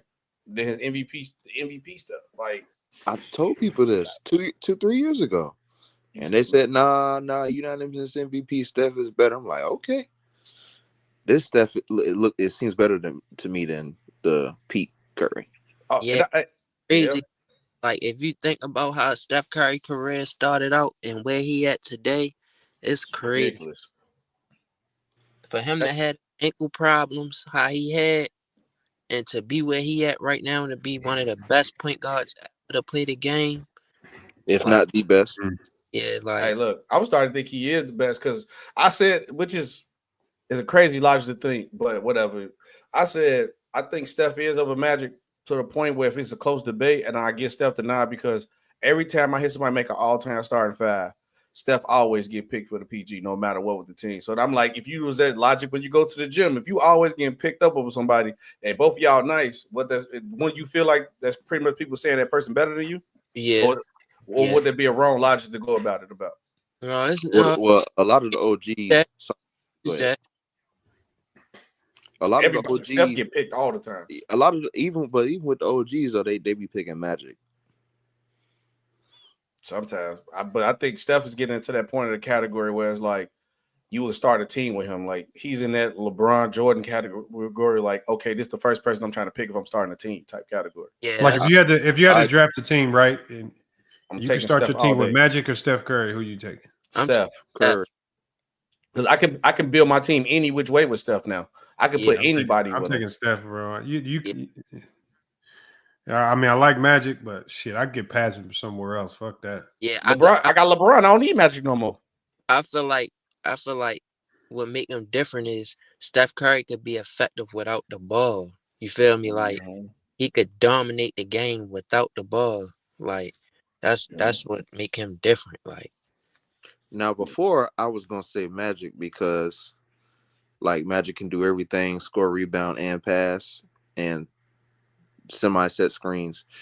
But just seeing what Curry can do without the ball, like Spiffy said, and his improvement as a defender and as a passer, I would definitely go with Curry. But it's not. But low key, Magic is like a cheat code for the point guard because 16. Feel me? Like, and he rebound and do everything. Yeah. I'm just gonna put Scottie Pippen on him. Well, look, my point guard ain't gotta. Now we're gonna put Jay McDaniels on him. Jay McDaniels on him. Look, my point guard ain't gonna guard him. But don't worry, I'm gonna have Steph running around that court though. He gonna be tired, but he get that ball off that inbound. Yeah, that's why I feel like would they call Magic Russell Westbrook today? They would. They would. Yeah, not playing no defense and getting rebounds. They're gonna leave his ass wide open. They would call him a stat pattern. Hey, what rap guy that he want a hot take? Hey, look, Magic Johnson to be Josh Giddey today. There you go. That's nasty. Tall Josh point Giddey guard. scored the ball too well, man. Yeah, I mean, but he rebounded, play make tall point guard. There you go. That is crazy. Magic Giddey. Was y'all watching the Lakers game when they played the Bulls the other night? The Kobe White giving them boys work. That nigga, Kobe White giving everybody work. That man, Josh Giddey was 2 feet from the rim and airballed the floater. That shit was so funny. I was tripping after that. And then turn around and hit a half court three. Yeah, that was crazy. That was crazy, yo. Mm-hmm. Bro, as soon as he shot it, I was like, damn, that bitch money. Too. It did look good. That motherfucker was money. I was watching playback, and that nigga Brandon Jennings was so funny when he hit the shot. Yo, that shit was so funny. Bro, that might be one of the funniest clips I've seen in a long time. That was so funny, yo. Because the whole emotional swings of it was crazy as hell, man. That shit might be one of the funniest clips I've seen in a minute, man. He gonna make that a poster and put it on his wall with LeBron up. I have to. Giddy, we back though. Hold on, did he really shut the stream down? Because I saw in the clip. He did. He did. Yeah, he did. Right Man, you should have known that was gonna happen. In LeBron's face. And LeBron threw that terrible pass, by the way. That was LeBron tricked that whole game off, man. Like if you go in the locker room, LeBron tricked that game off. Hey, bro, he fucked up. He let the 3-pointer. Then he came back and threw the turnover. Oh my God! Then came back and Josh Giddey drained that bitch from half court. I know they was his ass in the locker room. I know Reddick was cussing them out in the locker room. I know. Hey, I know LeBron was on that MJ type of timing. Well, that game had to be fixed. He just gave the ball to Josh Giddey. Mm-hmm.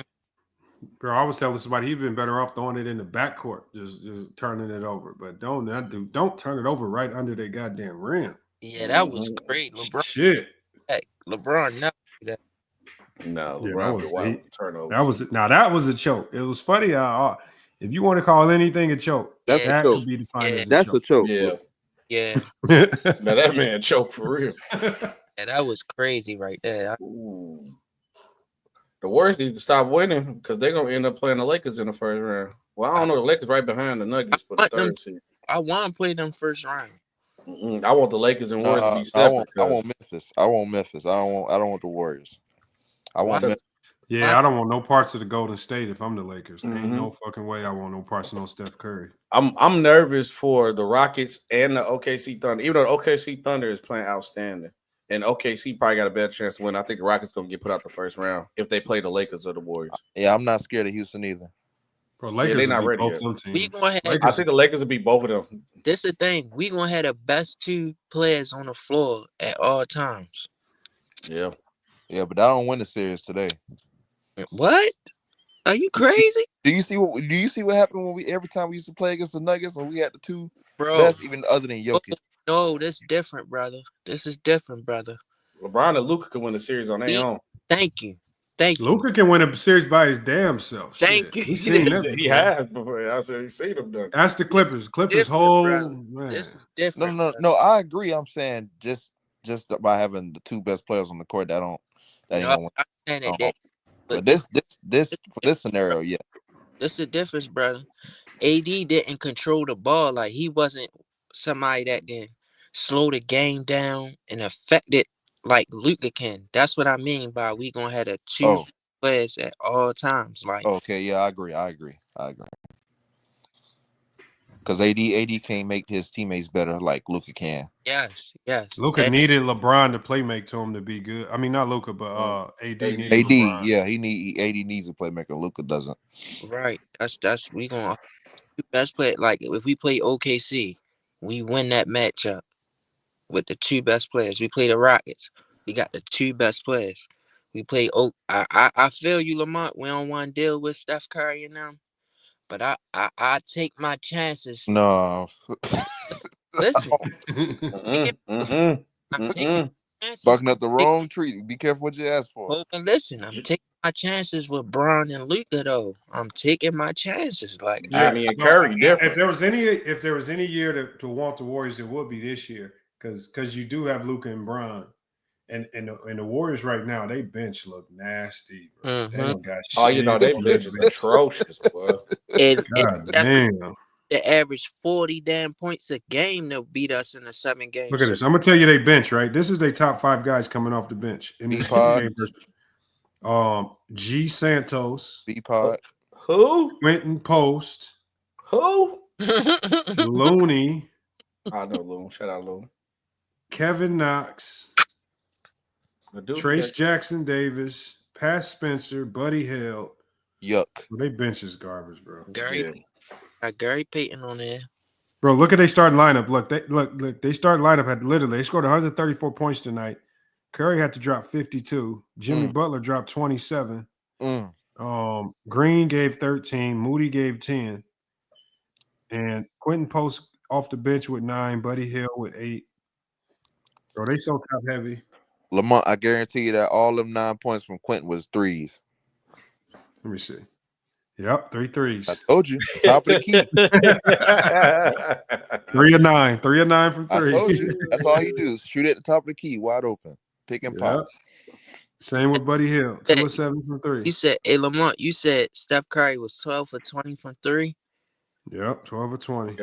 Hey, 23s is crazy. That's crazy. Hey, a quick off basketball topic because I'm only saying I just seen this person. Did you see what they said with Ant-Man? What he finna do? He might change the game. He do this if they let him do it. He's just gonna pay the. He told Shorty that he want to pay the whole 18 years of child support right now. He said just give me whatever the tab is. He's just gonna pay it now. I thought I've seen NBA players do that before. I don't think they did, but because when your contract, your money changed, they try to get more money. But people aren't telling the full story with that. Oh, of course not. People trying to make him out to be the bad guy, but she's older. Like a lot of people don't tell her she's like 37. Like she's like 40, yeah. She's like 39. Yeah. And she like trapped, like she did some sneaky shit to get pregnant. Like it was some old slick shit. So that's why he not really feeling it. Like that. I don't like that, bro. Like I don't like. It's like they trapping these niggas. Like I don't like that, bro. Just Ding, like ding, dollar sign. Drev, you heard when Gilbert was talking about, yeah, I used to have in the back seat going crazy. Like I'm like, yeah, Gil is wild. No, it was weird. It was weird because she was at the game watching what's his name with her son who's the same age. That's wild. Women ain't got no more. LaMelo got a cougar. Jalen Green got a cougar. Yeah, let's be real. Because you got to call it what the women are. You ever see Alien versus the P? That's how these older women is for these boys. Because if this was man doing it to like millionaire young WNBA players, it'll be a whole different conversation. Right. They low key gold diggers for real. Like that's it. They the P word. I don't know if you can't say that word on stream, so I'm not gonna say it. They the P word, bro. For real. That's why. D-Reed, you got some noise in your mic, man. That's why I caught them gold diggers. Bro. They hawks, boy. They be out the game more than the young girls. So you 40, you trying out there. Did you see what the football player mom said? 20-year-olds. They was rubbing their hands like Birdman when they said the football player mom said she said she know for a fact that it'd be girls and their moms in their living room with big charts on their room with diagrams and trying to map out and plan out how they can get with these athletes and get them pregnant. Yep. I said, damn, they turn this shit into strategic, man. They get strategic. Yeah, it's like a job for them. It's a all job. for money. All for the money is what I think they need. I guarantee you, if they make, which is sad for the kids, if they make a law that's saying like if you say it from the day one you want the kid to get your rights away and you cannot get no money out that person, I guarantee you won't see a lot of kids getting born off for money and gold digger no more. Such a pop, Shaquille. All right, Leonard. What up, Lee? What's going on? Hey, what's going on, Lamar? What's going on, Spiffy? Chilling, Lee. What's good? Leonard.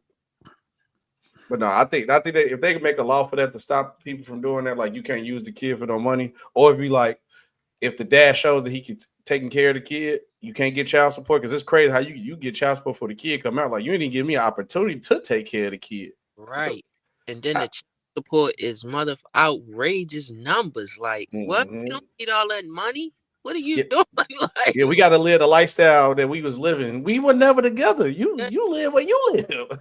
now I see why more and more men forget having children. Well, that too, but I see why they just refuse to get married and refuse to cohabitate. Kevin Durant. I don't blame. Right, I don't blame them. I don't. KD locked in on that though, but it's unfortunate. But until family court laws change, this is what's going to continue to happen. But I don't see it changing anytime soon. Yeah, like the way it's going, it might change soon. You seen what they did to Amon Shepard? Yeah, the awful. Yeah. They took everything from him, stripped his whole shit. Which is crazy. That's crazy. Like, you was not in there with me shooting in the gym at all. That is crazy to me. She used to be just singing on tour and acting and shit. But she did come out and say it was a lie, but I'm like, I don't know if legal I feel like a lot of people's going straight to the legal documents, man. But yeah, they're also like, how she taking that much money? She got her own money. Yeah, her own, right. Yeah, shouldn't he get a split of her? The whole actor and the singer. And then they say he gotta pay. He already giving you child support. Then on top of that, he got paid for that alimony. He got paid their tuition every year that they in school. Damn, like I'm already tuition. Well, yeah, he got paid their tuition every year that they in school. That's crazy. Like, hell no. For real, that's in there. Did y'all hear about Jimmy Butler's situation like months ago? I guess the woman he had a child with wanted well over $60,000 a month in child support. That's crazy. I heard about that. Yeah, it's you don't need $60,000. Child support is what costs $60,000 in a month, bro? Right, like child support is not adult support. Right.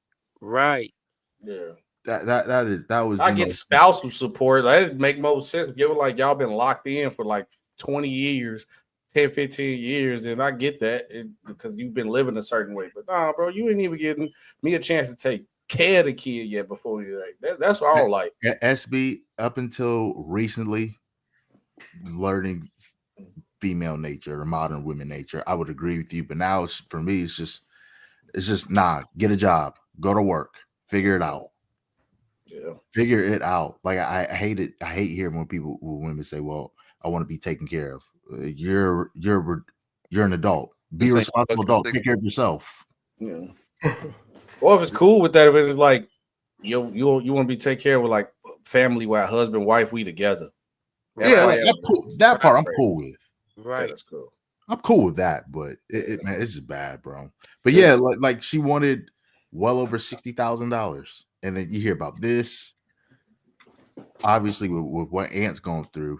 I mean, we all know what Tyrese is going through, and Amon. It's just awful, man. And might win though, because what Shorty messed up at, and I know we probably get back on topic of basketball, but Shorty messed up at, she tried to move to California last minute, so it was like, oh, it's obvious you just chasing money now. Yeah, like, she tried to move somewhere where the child support laws is crazy. Got cooked. That's what's wrong. They be too greedy. That's just nasty. That's overly greedy. That ain't that's past greedy. That's nasty. This is the crazy part. You already messing with a millionaire, right? So you gotta think like nobody's gonna have a child in a crazy environment or just saying that they not really gonna take care of their child. You feel me? Like I feel like they gonna have a good life living, and the parent, whoever they are, gonna be living their life anyway. But now you putting this shit on paper, it's just ridiculous. It's ridiculous, bro. Yeah, it's awful. Lamont, did you guys touch on the whole Grizzly situation with the head coaching change? I did, but it's just like right now, I don't know what. I mean, to be honest, I don't know what the hell happened. Like, it doesn't make sense. I mean, it's kind of like the Luka trade. It don't make sense. So, like, there's no obvious explanation. At the end of the day, I can only assume something behind the scenes happened that the organization wasn't messing with. But I seen about John Morant not liking the offensive. Hey, there's no organization in the world that's gonna fire their coach right before the playoffs start because the best player mad. They won't do that. Literally. it's something behind the scenes, like with Luka. Like when they're trying to say we traded Luka because he's fat. That don't even make no sense. Yeah, that don't make no sense. Well, bro. the Kings did it with Mike Brown. I was just about to touch on that. Well, they did because then they traded Fox, so that don't make no sense either. Maybe this is just me, but That's what I'm saying. It came if it was Fox, like you can't be shopping Fox, and then Fox comes to you talking about get fired a coach, and you knowing you're going to trade Fox. That's how I know. I think Mike Brown got snaked by his own assistant. I think his assistants was feeding information to the front office, and Doug Christian just snaked his way into the spot. I always wanted to ask, maybe it's just me, but it just seems as if the NBA more than any other league over the last 5 years have just done coaches like dirty. Wrong, bro. Why is that the case? Bro, no coach gets done wrong, man. All the coaches get done right. They still get fired. You still get your full paycheck, and you can go get another job. Darvin Ham. Okay. I agree with you on that premise. Please don't bring up Darvin's scam. Just you're good. You're clearly a good coach. Your team is clearly good, but yet you get virtually all of the blame, and you're fired. That's what you sign up for. Yeah. He's a coach. You sign up for it. Shit go wrong. Shit, you the first person they looking at. I thought it might not be your fault. Go ahead. I thought they only said that only happens with LeBron though. That's what they say, but shit. Well, yeah. When shit hit the fan, they coach going like with the Lakers last year. I mean, to really be honest, they probably should have made a big trade over the offseason. But when shit hit the fan, the easiest person to blame is the coach. Yep, that's the first scapegoat. I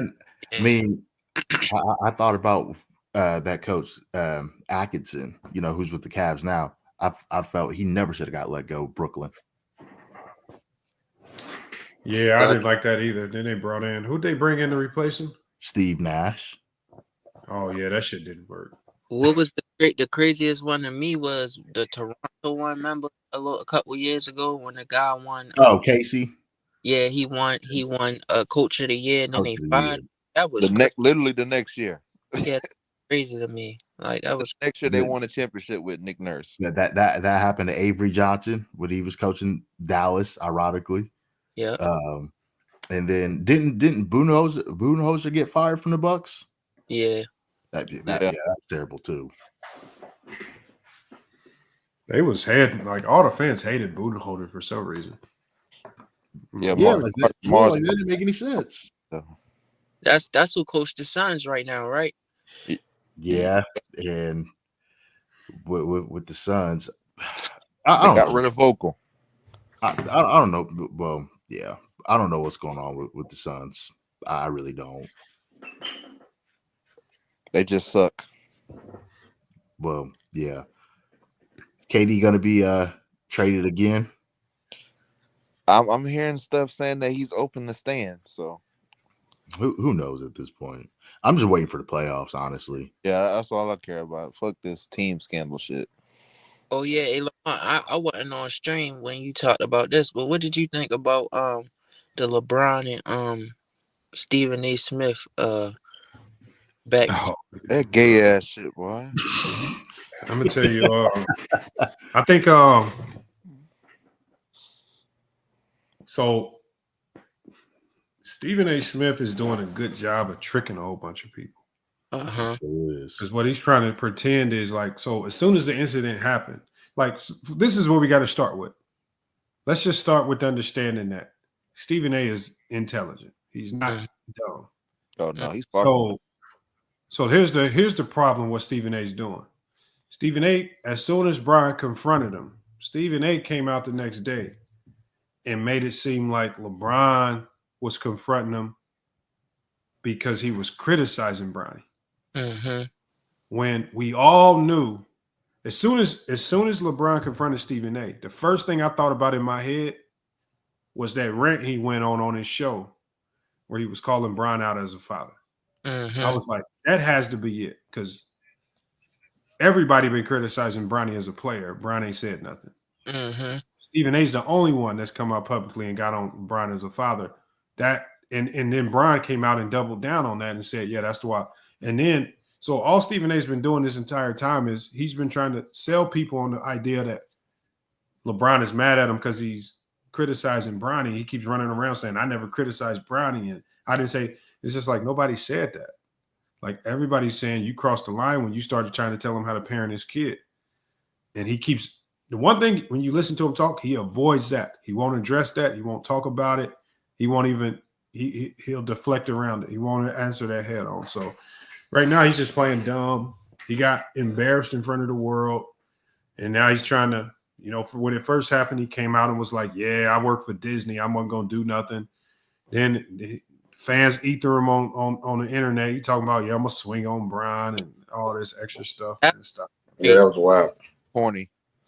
That's all I got to say. Yeah. Now also, but it's crazy you brought like the he don't need to try to be like, he think that he need to act like this to be cool to us. Right.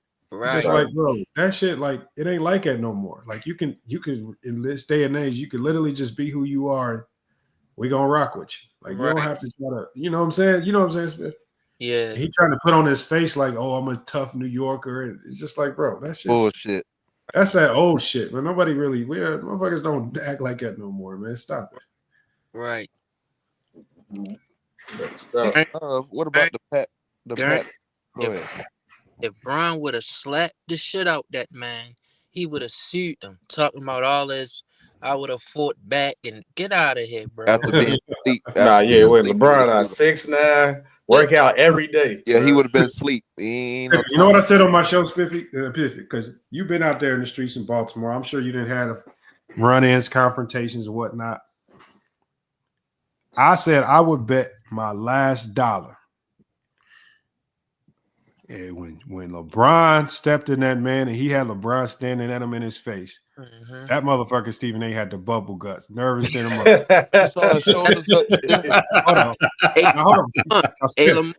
Especially when it just come out of nowhere. Yeah, this the thing.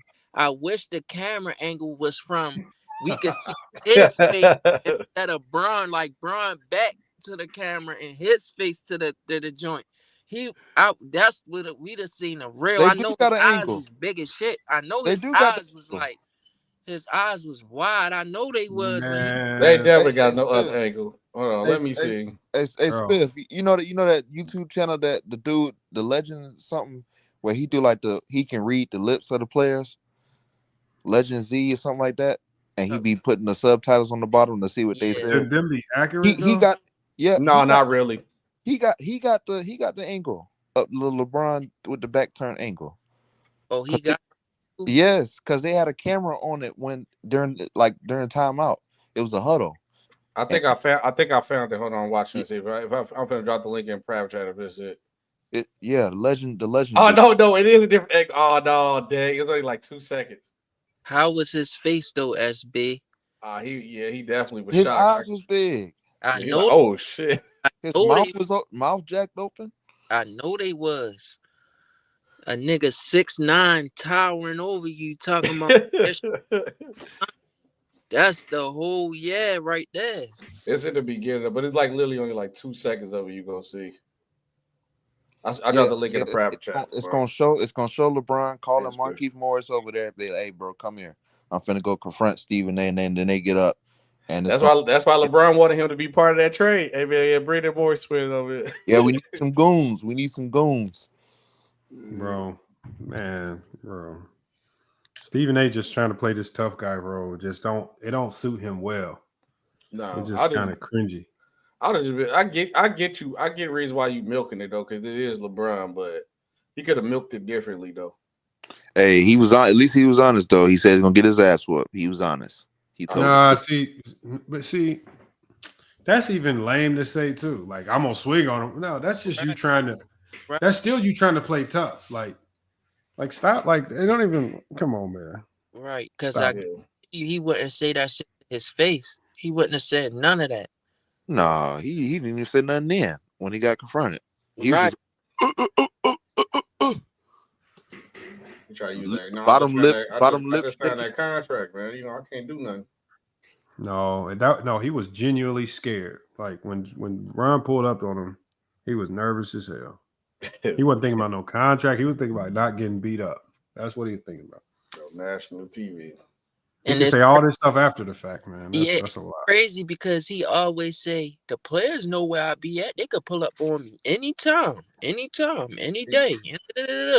And then when somebody finally pull up on you, you sitting up here like you really got something really happening. Oh, he just said, "Get my son out your mouth." Like he could have did way worse. Like.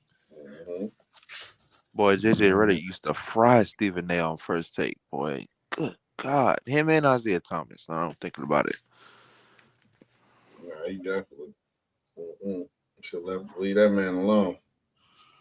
I still don't know why people watch First Take, honestly, or ESPN. No, First Take is not a bad show. That's for casuals. I'm not gonna say it's a bad show. This is a bad time of year for First Take. I'm gonna put it like that because the playoffs ain't hit yet, so it really ain't much to talk about with basketball as the season winds down.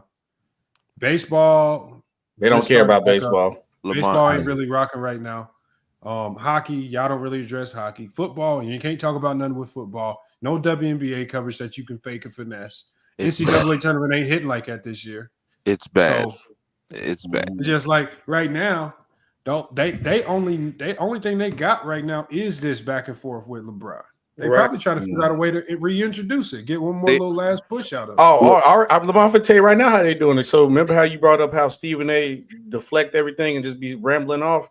Everybody been back clipping the time when JJ Redick was on the show and how JJ Redick was attacking him and cooking him and what not just SB, what I just said. What did I just say? What did I just say, SB? He used to fry his ass on First Take.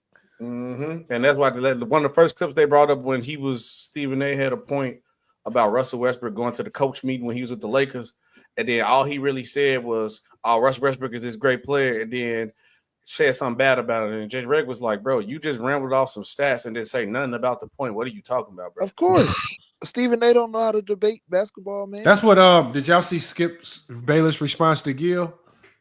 No, I ain't see it. No, I didn't see that. So Skip, he didn't do a real response. He did a segment in his show as a response. This might be the sorriest response in basketball history on YouTube. Hey, Lamont, put it on the big screen, bro. I'm gonna do a reaction to the actual thing myself Thursday.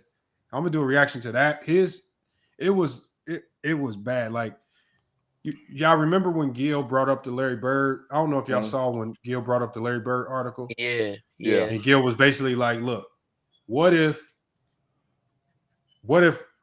it came out that a player today, look at how you criticize players today when they say that they would welcome a team up."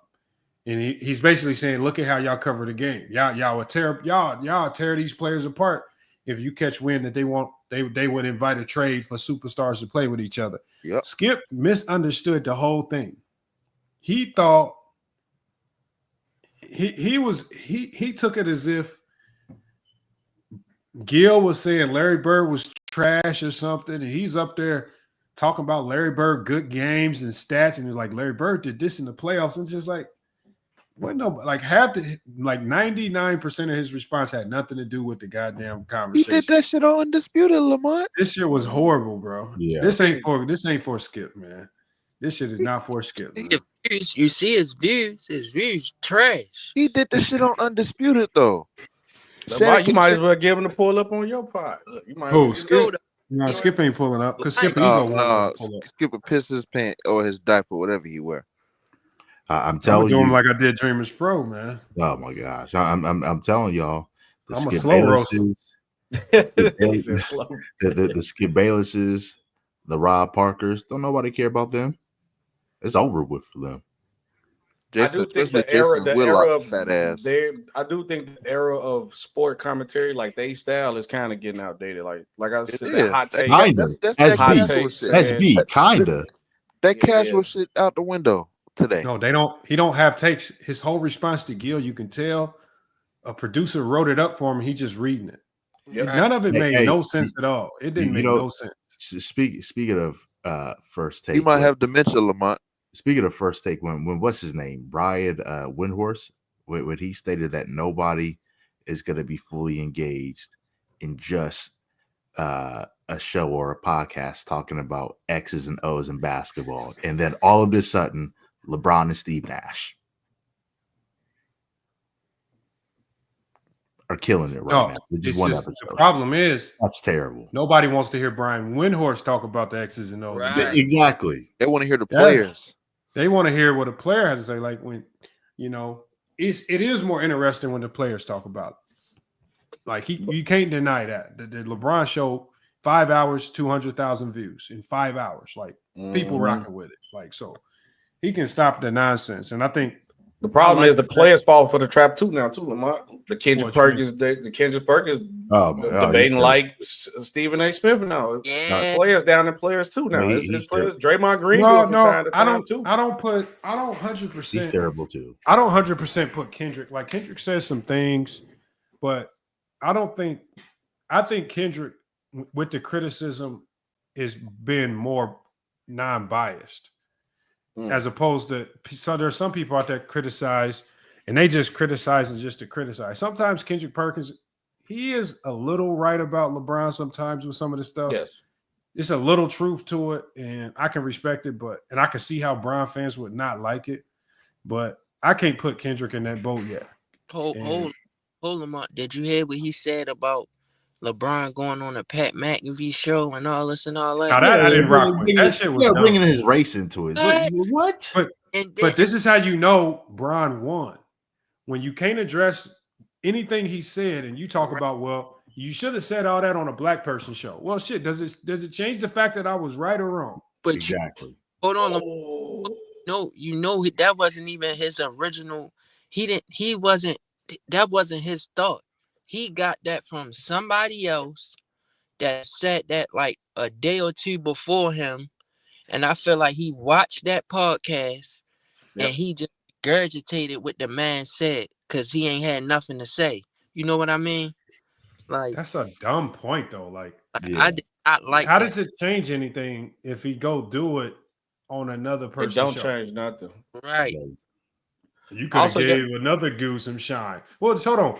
First of all, he telling Brian, you should have gave another NBA player some shine. If you're gonna say anybody shit, give one of us and do this shit over here. Right. Give us some shine. This would have been Kendrick opportunity to shout out one of the smaller YouTubers on YouTube. Shit, you could have done it on Ticket TV. You could have done it on FYF. He ain't shout nobody out. He just talk about other. Who gives a damn if another NBA player is gonna be okay on YouTube? Right. So he did the same shit.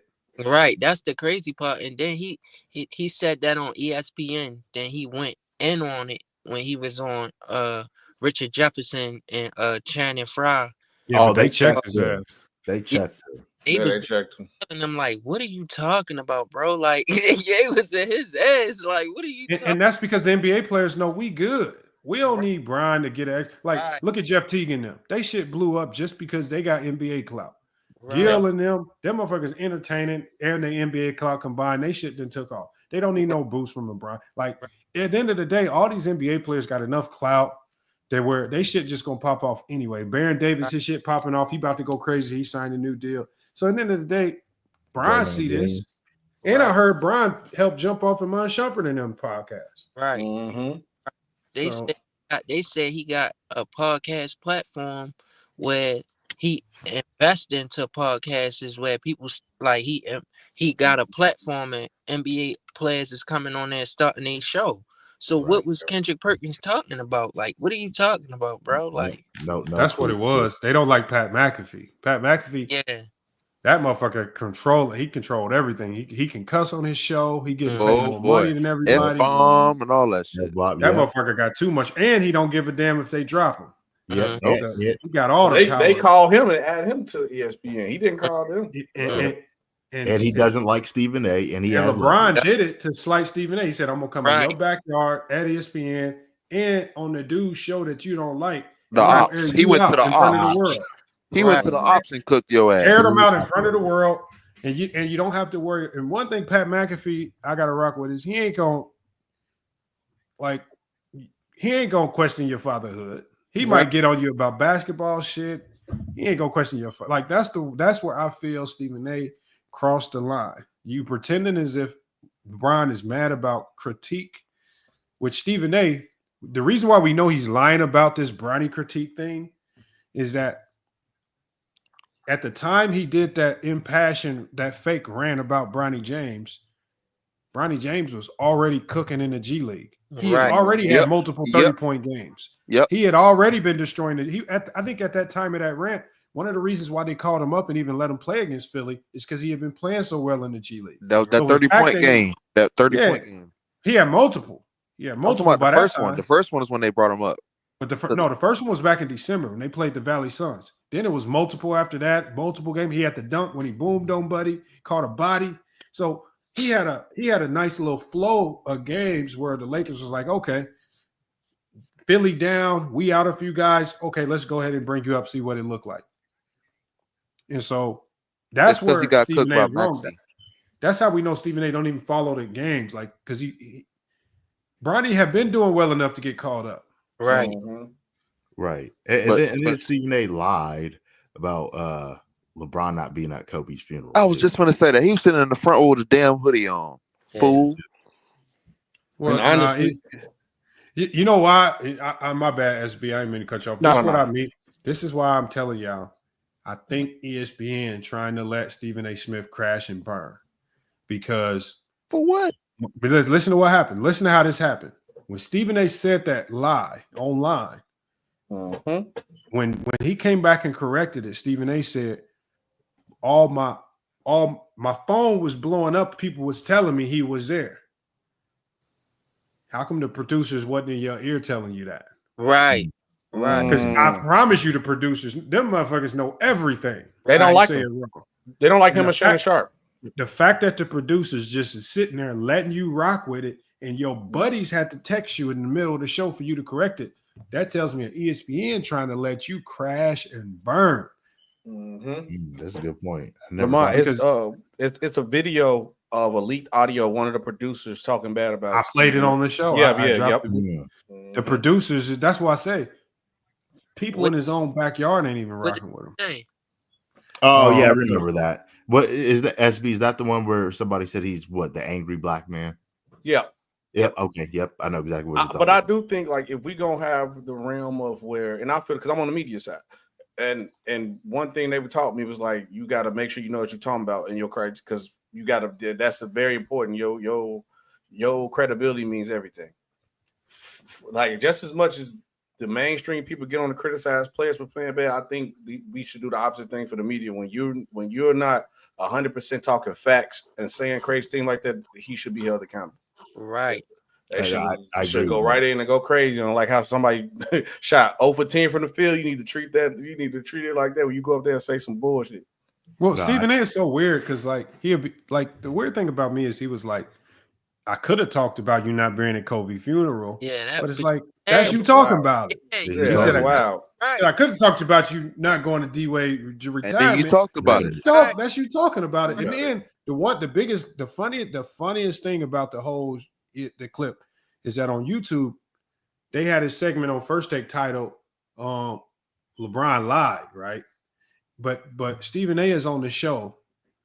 If you go out through his history, and somebody clipped it all, his last 20-year history, Stephen A is literally telling the world for the last 20 years. I ain't got no problem with LeBron James. I love LeBron James. Great father, great businessman. Somebody clipped up like 70 times Stephen A. Smith. I love LeBron James. I ain't got no problem with him. Then all of a sudden, when you have a little clash with him, first thing you say is, "I never." All that shit changed. Yeah, I never liked you. We never liked you. And it's just like, hold on. So because of his past, so basically, you've been lying to us all this time. Right. You've been pretending for 20 years that you like him. You've been telling us you liked him. Then all of a sudden, he ruffles your feathers. And now you never liked him. Right. So you've been the phoniest out of this whole ordeal. Right. Yep. And you know, I think he felt like that, Lamont. Because he has no access to him, Spiffy. Yeah, LeBron never. Nick Wright said it best. Yep. He never gave him the time of day. Like he never sat with him and gave him his thoughts. Like, no, Brian did. Brian did do a sit-down interview with Stephen A. It was years ago, but yeah. Yeah, but check this out. Did y'all see when Stephen A asked him, he said, "What do you want out of this career?" Brian said, "Man, all I want to do." This is back in 2009, remember? He said, "Man, all I want," he said, "I just want to protect my kids." This the decision, ain't it? Decision. Well, he did it. Which is the funniest thing Because he sat down in your face, and the only interview you had with him and told him the most important thing to me is not basketball. It ain't none of the. I want to protect my kids. And then 15 years later, what happened? And did right. So the thing is, Stephen A. knew how to get up under LeBron's skin this whole time. Oh, so you think this was planned? So when he needed to throw the trump card to jumpstart some bullshit, well, I know how to get at him. I know how to poke the bear. And then he tried to play victim after poking the bear. Yeah, then he go on what, like 4 or 5 different podcasts talking about what LeBron did or didn't do and all this stuff. It's just, come on, man. So Lamont, you think Stephen A. saying this stuff about Bronny and Dad, and LeBron being the father figure was playing? I believe, yeah, because if you look at that video that I even played it when he did that impassioned plea, it looks like he's acting. He's holding his hand in his face. Bron, please stop this. He sounds just like it. Bro, that's what I'm saying. It's just like he ain't sending them to war in Russia. Like, he ain't sending Bronny to go fight for Ukraine or nothing like that. He just said go hoop. Shit. Please stop this. Yeah. He just told Bronny go hoop. And what I said on my other show, y'all, was, and some of y'all heard this. Stephen A. is the one that runs around talking about the rough and tough 90s and how hard things are. Bullshit. But Bron put Bronny through a few growing pains of hooping in the NBA, and all of a sudden you want him. You should have stayed in college. Do it the soft little kid way. Treat him with kid gloves. It's just like, bro, y'all don't know what the hell y'all bullshit. Like I said. Right. Oh man, hey, it's funny you say that because when that clip was what you talking about, people clip when JJ Redick treated him, God rest his soul, has nothing to do with Kobe, but he was like, nobody feared LeBron like they feared Jordan and Kobe. It was a tough era. Then he was like, JJ Redick, like Kobe got pieced up by Chris Childs, and then Jordan got treated by a ragdoll by Detroit. That ain't never happened to LeBron. And then Stephen A. was just, no, I ain't saying this. Like, no, bro, this is what you said. Oh yeah. So nobody fears LeBron. No, I'm not saying that from a basketball standpoint. So what you talking about? Right. Trying to stir up some stinking narrative, and then JJ Redick said, "Nigga, I played 15 years against the nigga. Now what?" Did y'all hear what Draymond Green said yesterday on his podcast with Baron Davis? So he basically talked about how, different eras want us to respect their eras, but they don't respect our era. Yep. Fuck that. I mean, at the end of the day, I think Bron just opened the door for everybody. Basically said, "Fuck them, shit. If they ain't gonna respect it, we just gonna start cooking their ass, just like we've been doing on YouTube." I got a question. Fuck it, cook their ass. I got a question for Lamont and Lee and SB and Spiff. Now, I don't get this. How the fuck is it okay for older niggas to be like, man, you see here all the time, this guy, David Ray, and SB, you hear it on PC all the time. Oh, David Robinson averaged 40, Jordan averaged 50. Hakeem Olajuwon, he'll lock up Jokic and all this stuff. But there's the minute we say, oh, Giannis, he'll drop 40 in the 80s or the 70s. That's disrespectful. That's disrespectful. The fuck? The double standards? I call it two things: ageism bias and nostalgia. And double standards. That too. So it's like, bro, we get it. You have a bias for your era. But which is fine. But you can't get mad when we do it to y'all. Every decade and every era gets better.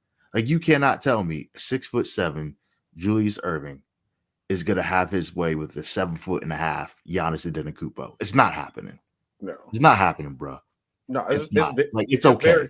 It's very contradictory because I done heard people say before Jordan averaged 50 in this era, but it's not disrespecting this era. But easier when LeBron said Giannis go average 200, it's literally the same thing. And also I said that I found look at that LeBron, y'all look at that quote. Bro, it's not disrespectful. I'm gonna do a live show on it. I don't know what this week. I found the 1977 NBA All-Star game. No, Lamont, please. I'm gonna give y'all a little snippet of what I saw. And I'm talking about, I don't know how. Check this out. I don't know how I just selected the right time because I don't know how I selected. I just click on any spot in the game, and I got a timestamp for it. First possession come down, dude. Airballs a layup, takes it down the other way. Dude turns it over, takes it down the other way, misses another layup. It was about 17 possessions in a row of just complete fourth grade basketball, missing layups, air ball. It might have been like 6 air balls. This is an all-star game. 6 air balls, like 2 fouls, like 9 missed layups. And I'm talking about in a very short span. I'm talking about very short span. And I'm talking about there's no defense been played. The guys just flying up and down the court, missing layups. It was horrible. Because remember, Chris Russo was on there with Stephen A. Smith talking about, remember these guys from the 70s? I watched. Bro, I went back and watched. That shit got to be the sorriest basketball I've ever seen. I'm talking about, and the names you hear, like the names you hear with the guys missing layups, I'm like, damn, they told me he can hoop. Air ball layup.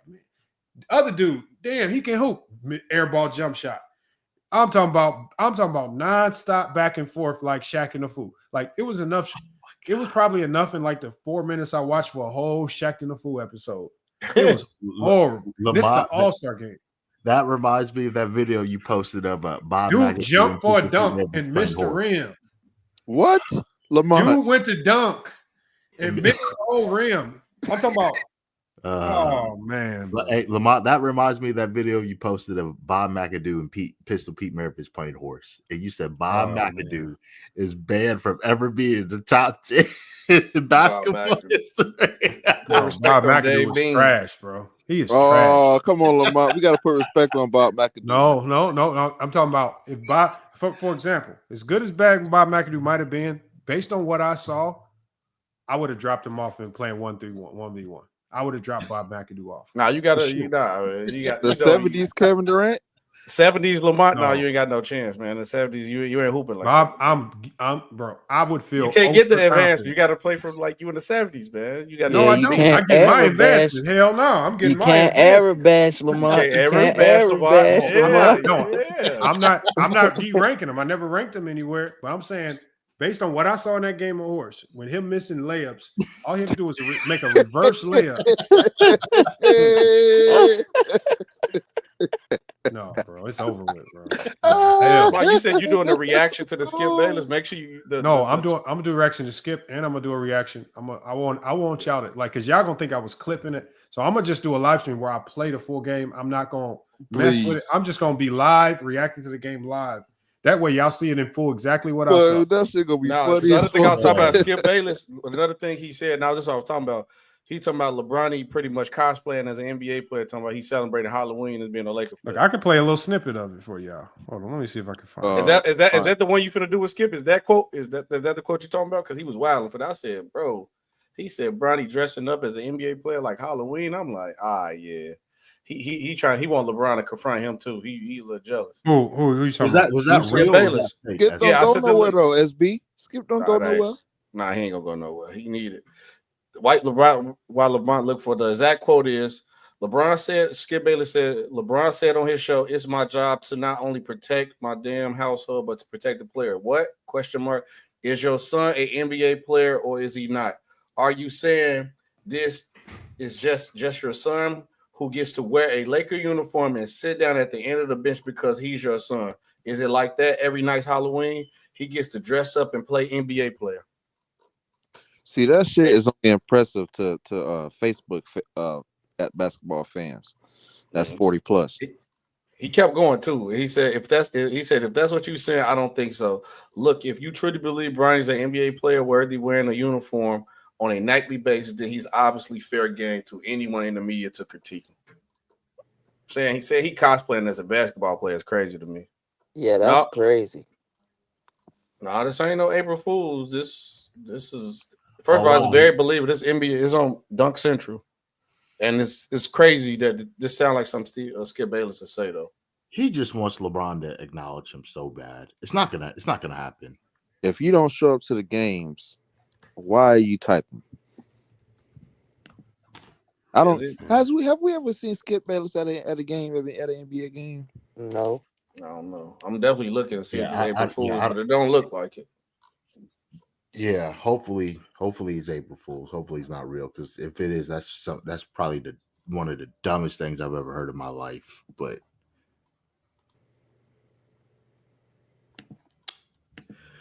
Lamont, play that snippet, please. At least I'm Stephen trying A. to find it. I gotta look through my history. I gotta find it. You said it was 1977. It was like one of them. It was one. Yeah, I'm 100. I'm almost positive it was 1977. I just gotta find it real quick. Bruh. What y'all think I'm joking too? Y'all really think I'm joking? Hey, Watch. no Bob McAdoo slander around here. Bro, he was a bum, man. Respect on Dave Bean. We gotta stop gassing them errors, them old errors. They gotta stop gassing them errors. Like, just let the game be the game. Yeah, Yeah. like Spiffy, that dude really said Giannis is not better than Julius Erving. Really? Yeah, they Who said that? gotta stop it. They gotta stop it. Who said that? Lee? What's his name? Mad Chris Dog. Russo, Mad Dog. Look, Oh, normally that I said don't Bob call. Cousy was great. Get that Normally, nigga out of here, man. Normally I don't call people out of their names, but he's an idiot. He is an idiot. He really is an idiot. This dude said Magic and Bird is better than LeBron. What else he said? Bob Cousy was better than Chris Paul. Man, that was ridiculous. He always be capping for the old era of players. Though. He always be capping. That's true. Oh yeah, yeah, he stay capping. Every time they got a list of the greatest, Kevin McHale better than Shaq. Then he always bring up some old He be shit. like 1978. Yeah, he killed me with that. I hate that shit. Like, right. bro. He said Lamont's gonna love this. He said Moses Malone was better than Shaq too. Yeah, he said that bullshit too. That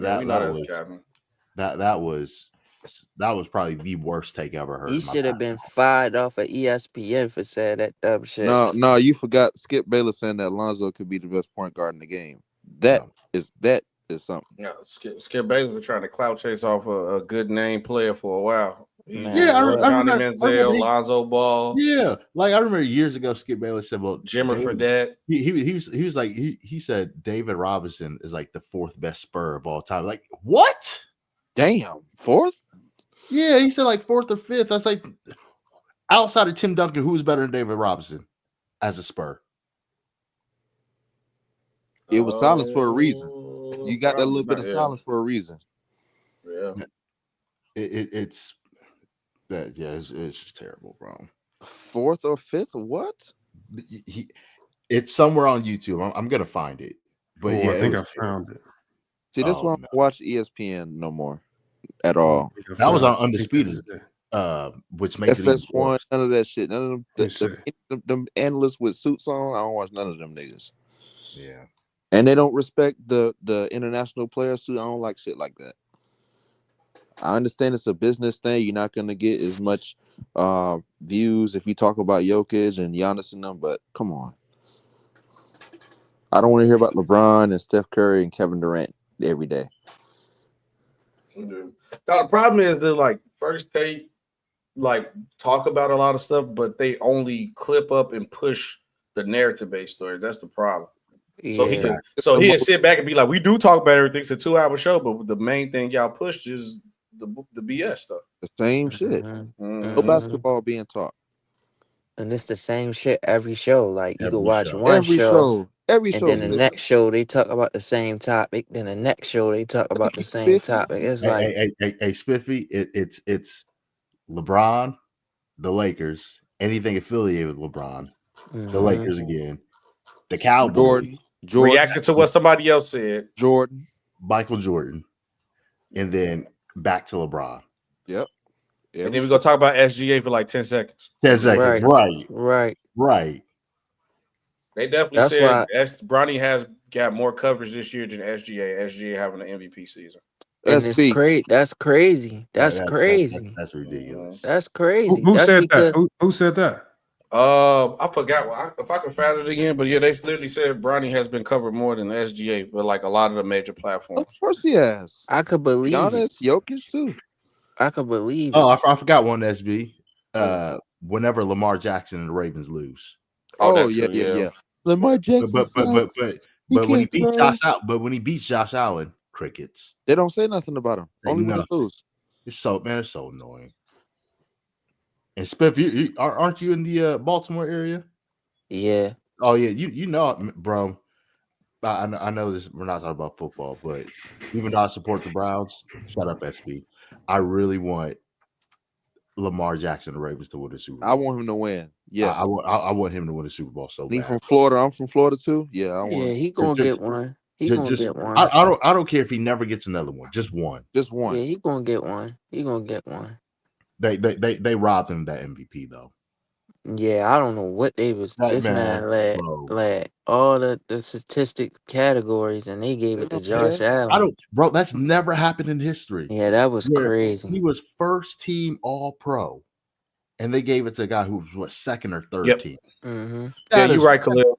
That's who said it. Lamont Michael Wilbon said it. That's who said it. He literally came at on ESPN. You know, he on ESPN. Yeah. The problem with me having them saying it is like, especially people in the media. I'm like, y'all know y'all can just change the narrative by just talking about other shit. Right. Like, when y'all complain about these guys getting talked about, then talk about some other shit then. They know they ain't nobody gonna watch it. Yeah, they be talking about it. They it's just like if Gilchrist Alexander's that interesting, then go do a show on it. Exactly. That's why I like Tim Legler. Because he just breaks down the X's and O's, and it's not personal. He just gives people credit. Yeah, I'd rather watch Gil and them podcasts than ESPN and all that.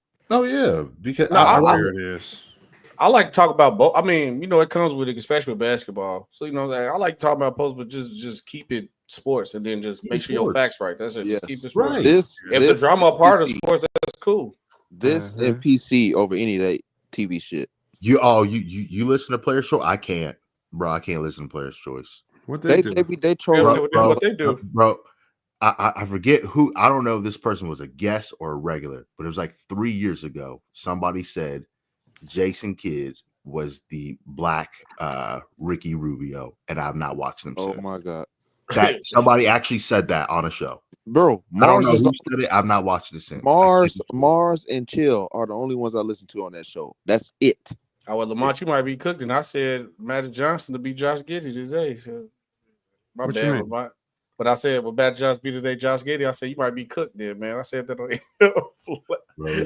Hey Lee, I know SB and Lamont knows. You know Ox, the big dude, the dreadlocks on there on PC. I've only heard him once, and ironically, it was on Lamont's show, and he tried to tell Gil about footwork pertaining to Hakeem Olajuwon. I've not heard that was funny as hell. That was hilarious. Bro, that's one of the youngest. He's one of the youngest old heads I've ever. I like him, but that was hilarious. He's one of the youngest old heads I've ever known. I hate that. Tyson was up here doing that too. Yeah, Tyson was good. Yep, Tyson was too. You'll be like, man, y'all know this motherfucker hoop. Yeah, I hate that. I hate that when somebody try to disrespect a pro and try to tell them that you know more than the game than them. Like what? It's like Gil was a professional hooper. You are an amateur watcher. Yeah, he got 100 million.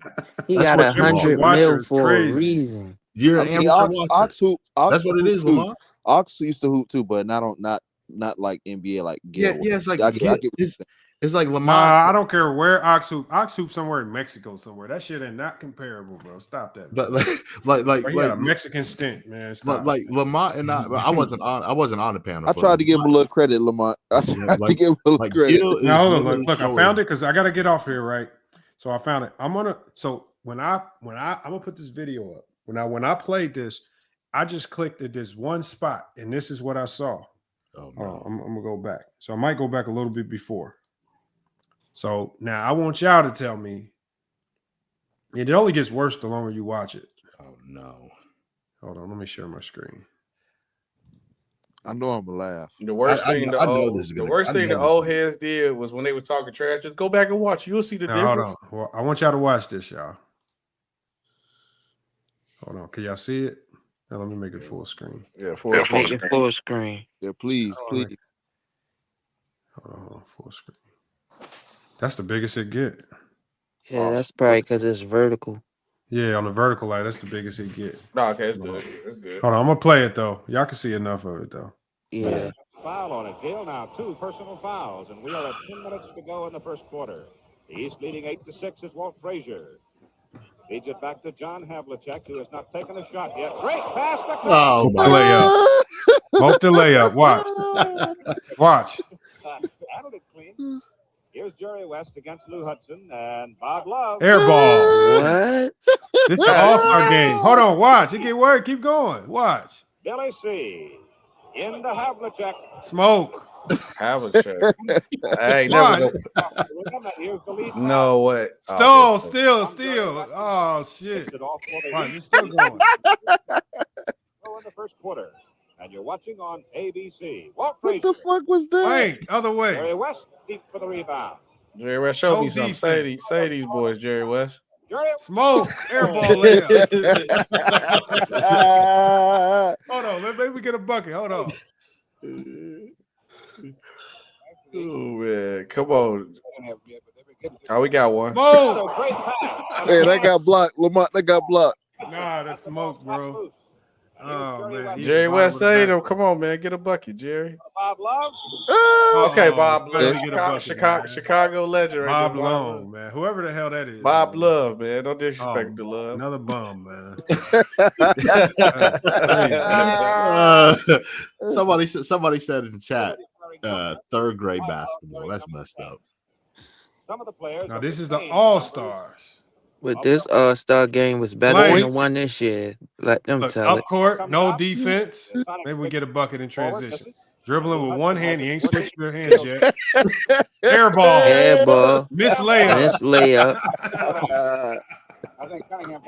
Oh my God! You better have a field day with this. Boy. Oh my God! Yeah. Turnover. Here comes the East. Hold on, can we get a finish? Score is tied at 8-8 as Walt Frazier. Okay. Okay. man, that was money. That was Okay. money right there. Oh, Yeah. seal.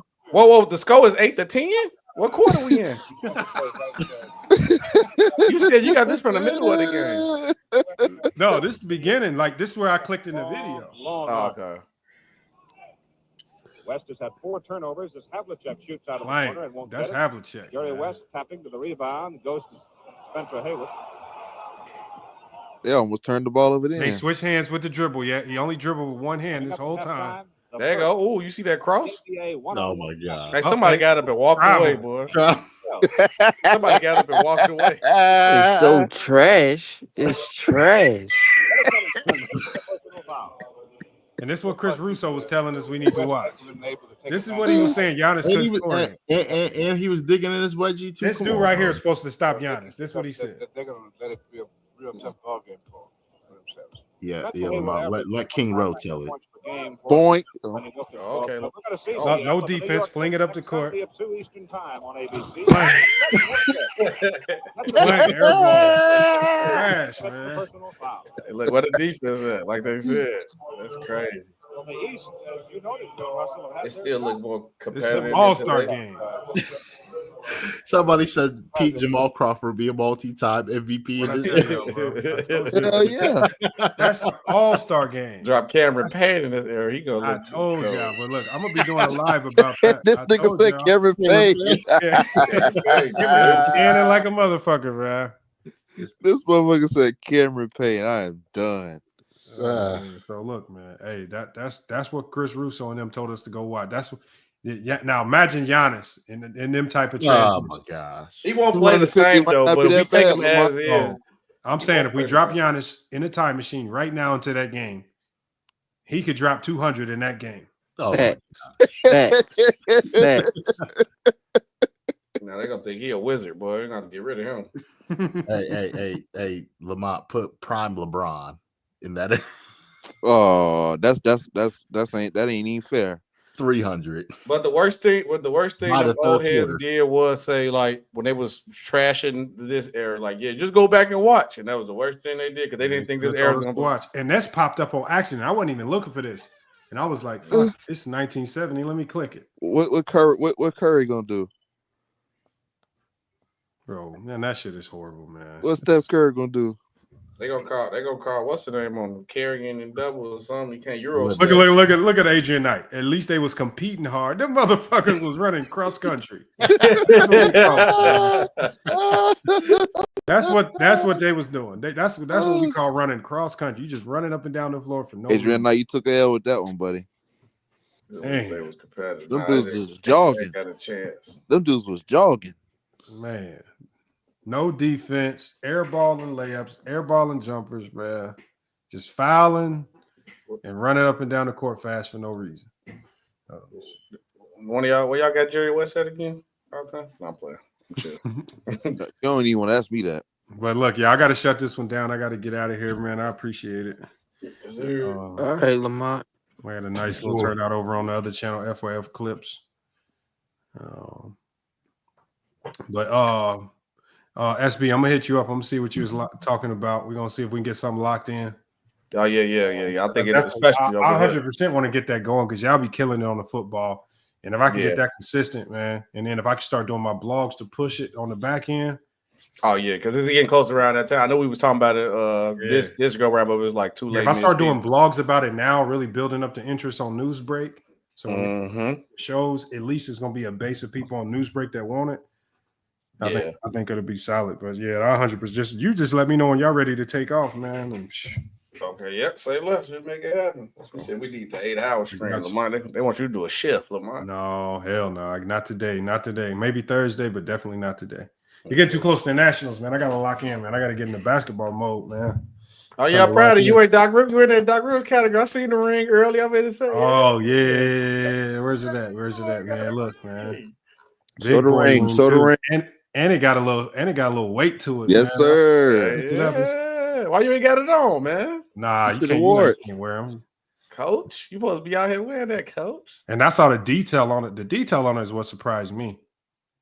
That's what surprised me the most. I'm gonna come on FYF like Stephen A. Now you gotta see if he can do it consistently and get it done, or he gonna be. Well, shit, I got more. You gonna find out next week. Because man, bro, wow, man, we in a gauntlet, bro. Congrats though, but we should get it done. We should get it done, guys. We've been having some good practices, man. Yeah, getting it in, man. Look how they talking in the chat. You need to recruit one of them on your team, man. Oh, hell no, man. Hell no.